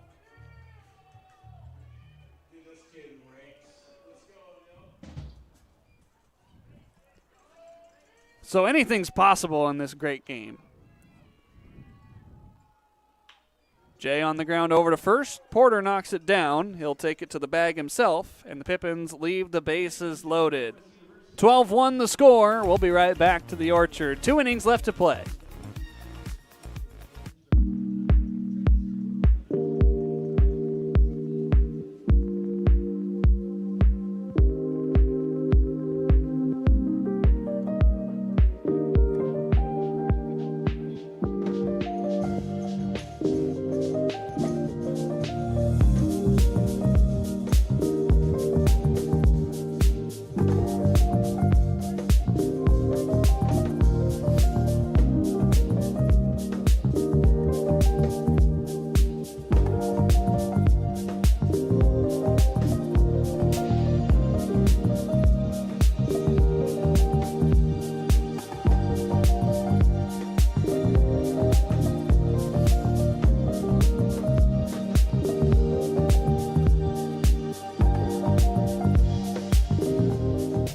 At Cascade Natural Gas, we help smart businesses cover their bases.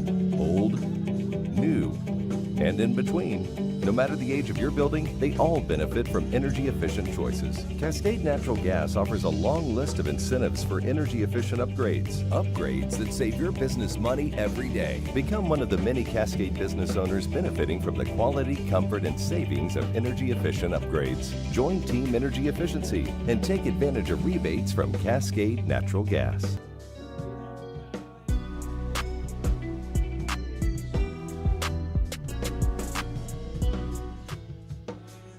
Welcome back to Yakima County Stadium, everybody. As promised, here's Marcos Gutierrez, our video man, who is going to dabble in some play-by-play. But first, I want to kind of set up who you are and how long you've been working for the Pippins, Marcos. So for me, I have been working for the Pippins since, I believe, the 2022 season. I've been here doing just camera work, directing, really just staying partner with Shay here, and we've been here since the beginning together. I was going to say, you and Shay were together when I got here, and you were here for Jake as well, who was the guy before me, correct? That is correct. Okay. Yep. So that kind of gives you a sense of how much of an expert these two are at their job. Marcos says he wants to do some play-by-play, so I'm just going to let him take it over, and I'm going to eat my bag of popcorn here. We're going to have to see how it goes, because honestly, never done play-by-play before, but hey, we're going to see how it goes. Only color for Just me. don't get me fired. Right. All righty. Upton with a pitch. That is Porter to the first base. That is going to be an out for Yakima Valley to start it out. Look at that. First pitch, or second pitch, rather. It was second, yeah. Got to catch up here. That was Luke Porter with the ground out. Awesome. Next up, we have Jacob Long for the Nighthawks, rather. But Harmon here laughing because I can't seem to get teams right, but that's okay. Again, it's been a really long time for me, but I'm glad to get another shot at it. As Upton, oh man, long foul ball to the left side of the park. 0-1 the count. Sorry about that. Had to cough. Didn't want to do it in your ear. Oh, man. More than a cough. That was a laugh. That was a long laugh. Oh, man. Upton the stretch. As long to the left. Foul ball into lefties. I know it's hard to when you don't prep it yourself. It's hard to like keep track of who everything. I have my stuff laid out in a very me way. Right, but it's organized. I just need to understand how it's organized. Well, defense is here. Oh, yeah. Offense is here. Oh, man. Upton, normally a catcher, up on the mound for the Pippins tonight in this 12-1 contest so far. Ooh, as it gets long, and Long will take his base. That'll give way to Caleb Dale. So far, looks like... Oh, good gosh. I need to remember baseball stats and everything. My mind's blanking. Once you get the mic. The BB is a walk. Well, right. But would that consider it 3 for 3? No. Or would that, exactly. It's 1 for 1? 1 for 1, yes. Exactly. See, you knew what you were talking about. Just be confident. Right. No, but everything blanks when you're on the mic. I forget how that feels.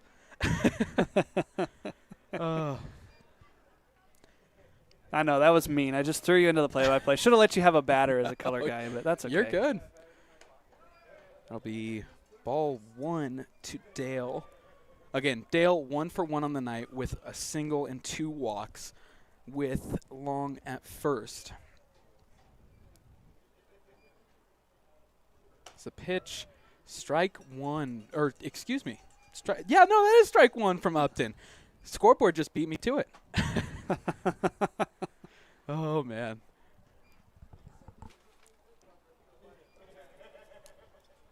Here's the pitch from Upton.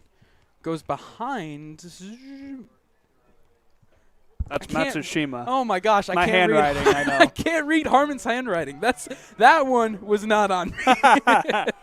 Kaipo Matsushima back there. Wild pitch getting Long out towards second.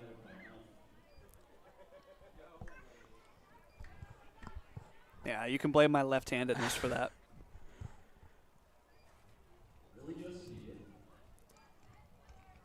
Upton takes a look back to second. Throws it in as that's a liner out to Velasquez as he gets it to first for the out. Does advance a runner to third base, but that is 2 outs for the Pippins in this top of the 8th inning. That's what you call a productive out for Caleb Dale. But with 2 outs, Upton trying to get through 2 innings here. And so far doing it well. I didn't know what to expect when Jackson came out of the bullpen. I don't know if he has previous pitching experience. I'll be honest, I haven't really done my research on him that much other than his catching stats and his batting stats. Right, and wasn't he catching last night as that's he was, a strike? Yeah, I think he was part of the catching crew last night. Nope, Ramos caught. Ramos, gotcha.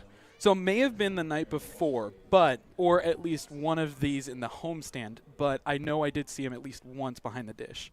As here is pitch. Ooh, looks like a ball at the bottom of the zone. Yeah, and for Upton, you're in a 11-run game. You can just throw strikes, but he looks good out there. He does. He obviously has some prior pitching experience. Right. As here's another pitch from Upton that is skied out to left field. He's got it, though. Left field in Miller. It is indeed Miller time as he makes the catch. 3 outs for the Pippins. Jackson Upton being very productive as we head to the break. Bottom of the 8th coming up.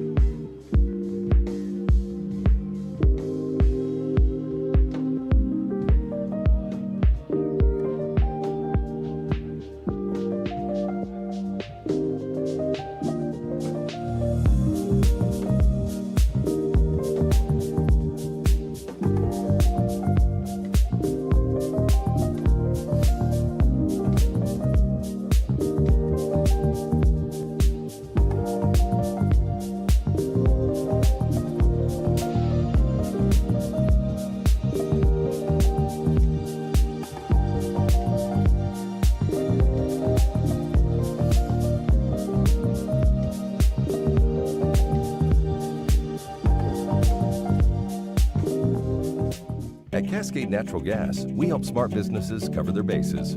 Old, new, and in between. No matter the age of your building, they all benefit from energy-efficient choices. Cascade Natural Gas offers a long list of incentives for energy-efficient upgrades. Upgrades that save your business money every day. Become one of the many Cascade business owners benefiting from the quality, comfort, and savings of energy-efficient upgrades. Join Team Energy Efficiency and take advantage of rebates from Cascade Natural Gas.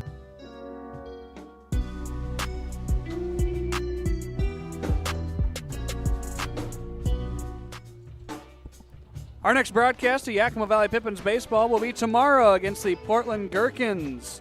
It'll be a single game set for the Pippins proper. Pre-game coverage will start at around 6:45 p.m. 7:05 p.m. first pitch with fireworks to follow. Should be a fun night tomorrow as we celebrate America. Jersey giveaway. Should be a pretty full house. Come on out to the Orchard. Some tickets remain at pippinstickets.com, or you can watch us here on the broadcast. I'm Harmon Johnson. We're going to be nice to Marcos for this half inning here in the bottom of the 8th and let him do some color as well. But that was a good toss to break as we were heading into the inning break there. Wasn't too shabby, not going to lie. I got ahead of myself a few times, but I'm glad that I could actually get something smooth and go into break like that. But, hey, I'm here. So I was just reminded in the break that we've got now 2 catchers that have appeared as pitchers in this season. Ramos actually pitched earlier on during the homestand, and he looked pretty good as well. That was the 9th inning that he was asked to finish out. I think it was against Wenatchee.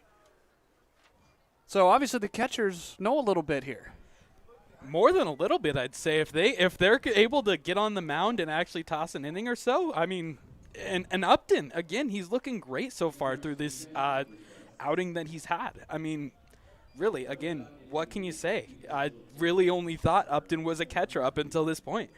So 2 innings in the books for Upton. There's nobody warming up in the bullpen. Now a couple of bodies have headed down there as Nick fouls that at the plate to stay alive.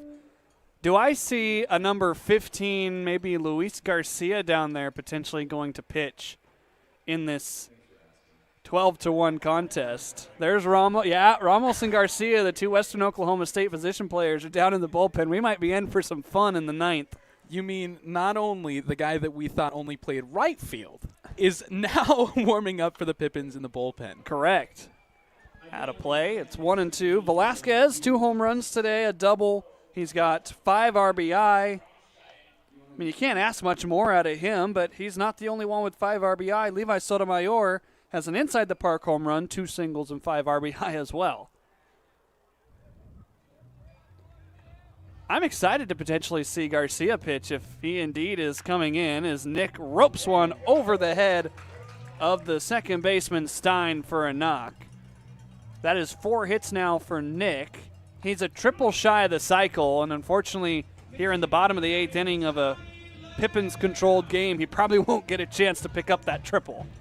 Hey, I mean, the way this game has gone so far, you never know, but, I mean, what a hit, and what more can you really ask from that guy? Another one. All 4 of his hits tonight have been 100 miles an hour or harder off the bat. The 2 home runs were 100. The double was 103. That pitch was 102. Nick obviously seeing the ball very well here. Tommy Lamb pinch hitting for Parker Burt, a guy that got a couple of starts earlier in this week, taking strike 1. Lamb had that 4 for 5 day on Monday. That was so impressive. And then, of course, the diving catch in center field. Right. What was your just reaction about to that up here?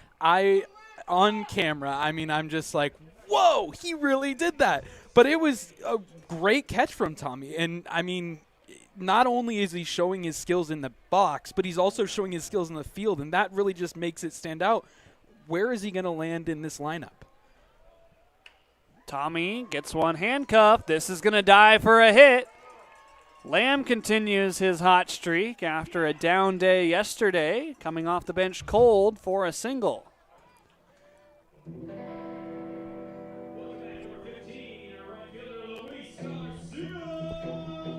Well, Garcia had to exit the bullpen pretty quickly because now he has to hit. You might ask, well, why not just pinch hit him? Well, if you pinch hit for him, he can't come in and pitch. Right. So this is one of those scenarios where Luis is probably thinking about what he gets to do in the top of the 9th inning. I don't know how much time he wants to spend on the base pads. And no, not even at that point. They can't pinch run for him. So yeah. Exactly. Unfortunately, I mean, how much do you really want to get a hit here, Luis? He was the man warming. Upton through 2 innings scoreless. Wisenhut looking to get through 2 frames. If this score holds, which you certainly hope it will, there will not be a bottom of the 9th, and so that saves an inning of pitching for Northwest Star. Their starter, Tanner Carlson, went 3. Miller went 3. Wisenhut trying to go the final 2. Here's a fly ball out to right field for Long. Garcia won't even make it halfway to first. Tagging up from second is Velasquez. Now moving up behind him is Lamb. So productive out by Luis Garcia. Puts 2 in scoring position with only 1 out. Right. Truly just skied just enough to where we can get 2 in scoring position now for this next batter. Going to be Derek Almeida. Derek Almeida, another successful night at the plate. 3 hits in his first 3 at-bats, a double, a single, and another single. He's got 2 RBI. Infield going to play in here for Northwest Star.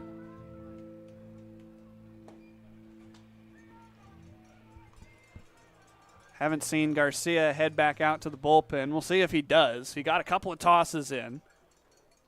The reason I said I'm excited to see if Luis is the one coming in for the 9th is he has a cannon of an arm out in right field. Almeida fouls this right to the on-deck circle. Sotomayor makes the grab. I mean, you watch him in batting practice sometimes, and the ball just zips in at you a little bit faster than you expect.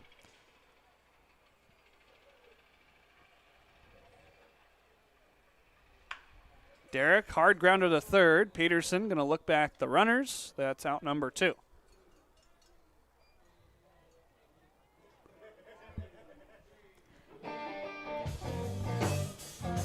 Marcos is giving me nothing here. I'm trying. I really am trying. It's tough being back in the booth after maybe a year of not being within a booth at all. Again, man. Don't get me wrong. I'm very happy at this opportunity to at least even get a headset on me. That's not my complaint here. I'm just trying to think of and remember what all I used to say. First pitch ball to Sotomayor. It's a little bit easier when the thing you have to describe is happening, but at the same time, you kind of have to get back into a routine, right? Right. And unfortunately for myself, I mean, not yet into that routine again. So Sotomayor, deep drive out to right, long, going back. This is off the top of the wall. 1 run comes home. It's Nick. Behind him is Tommy. It's a 2 RBI double for Levi Sotomayor. He's now a triple shy of the cycle. He and Velasquez, both with 4 hits, 3 home runs between the 2 of them. And 99 off the bat, went 377 off of the wall. What more can you ask? It scores 2 runs. That gives even more insurance for either Upton or Luis Garcia to possibly come into this next inning and give the Pippins a win. I mean, I have a feeling we're going to be talking to Levi for the 2nd straight night tonight. You usually come down and help me with the postgame interview as Walker grounds one out to short. Here's the play across to finish the inning, and the side is retired. Velasquez, 2 bombs, 4 hits. Sotomayor, and inside the Parker, and 3 other hits. We go to the top of the 9th. Marcos, great work. Thank you. Gear up for summer like no other with Legends Cup. From the first whistle to the final goal, it's a 3-month marathon of massive payouts. Kick it with us every Thursday from June to August for a chance to win your share of $275,000. Just use your Legends Rewards card to earn entries. The stakes are high, the prizes are huge. Legends Cup, only at Legends Casino Hotel. The pitch is calling. Will you answer? A couple years ago when I was in high school, I had braces. I didn't wear my retainers or anything, so I came back and I've shown a lot more progress with this time around than last time around. They are very helpful. They show you step by step like what needs to be done so you don't waste your time on treatments. Working with Dr. Christopher, I'd say they are very, very good orthodontists, and I would love for people to come here and enjoy everybody and everybody's personality. It's been great.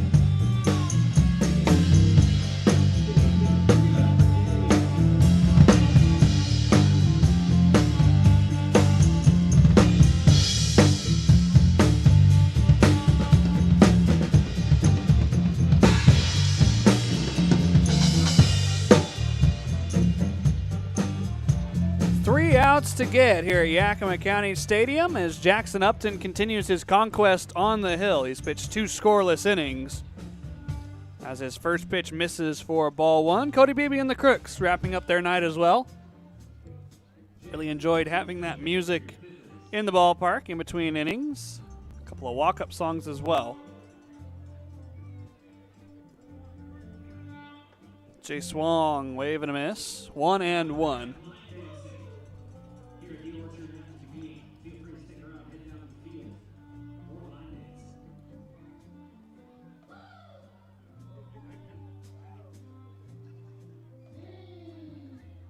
Excuse me.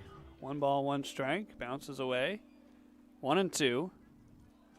So it doesn't look like we're going to see Luis Garcia on the hill. But Upton doing a heck of a job tonight. Look at that smile.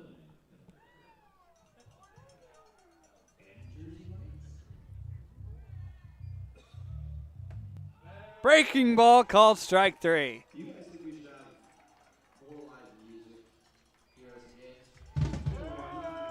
Back to the top of the order for Northwest Star. Looks like we'll have a pinch hitter.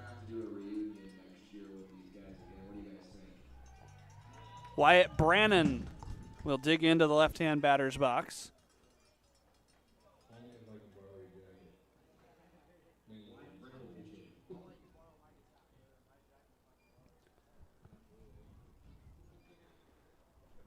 Brannon from La Center, Washington, committed to play at Walla Walla Community College. First pitch of ball.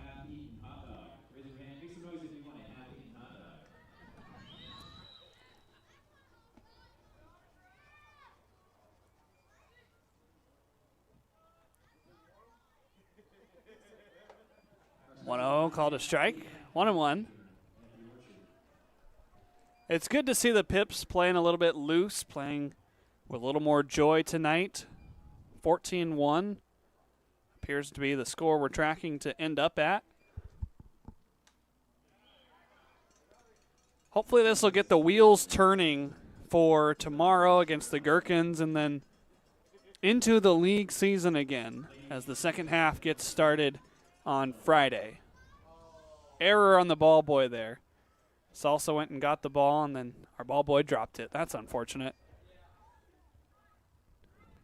1-2. Breaking ball too far down.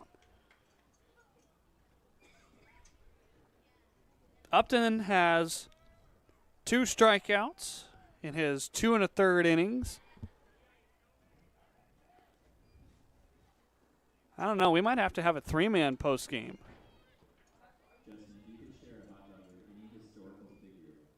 If Upton can get through this inning scoreless, might just have to add that.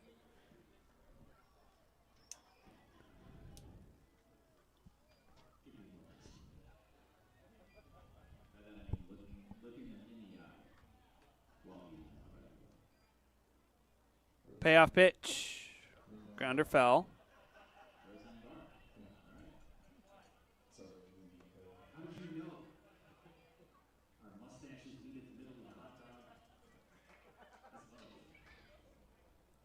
Remember, folks, we got line dancing on the field after the game. If you want to join us. Thank you for stating that, Drew. Another payoff, cut on and missed. 3 strikeouts for Upton, and the Nighthawks down to their final out. Looks to be another pinch hitter. Wearing number 19 is Reese Holmes.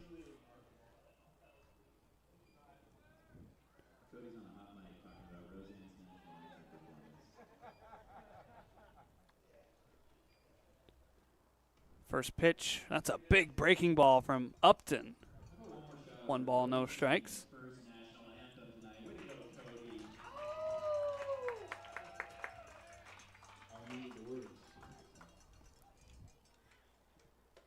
One and one.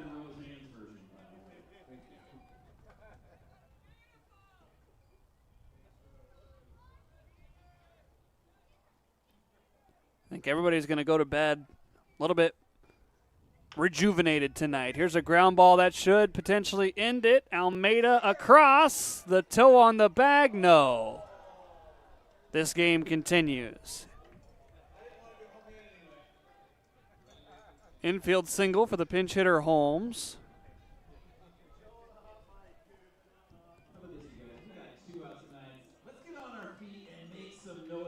Caden Taylor will hit in his normal spot. That ball just hit very slow off the bat.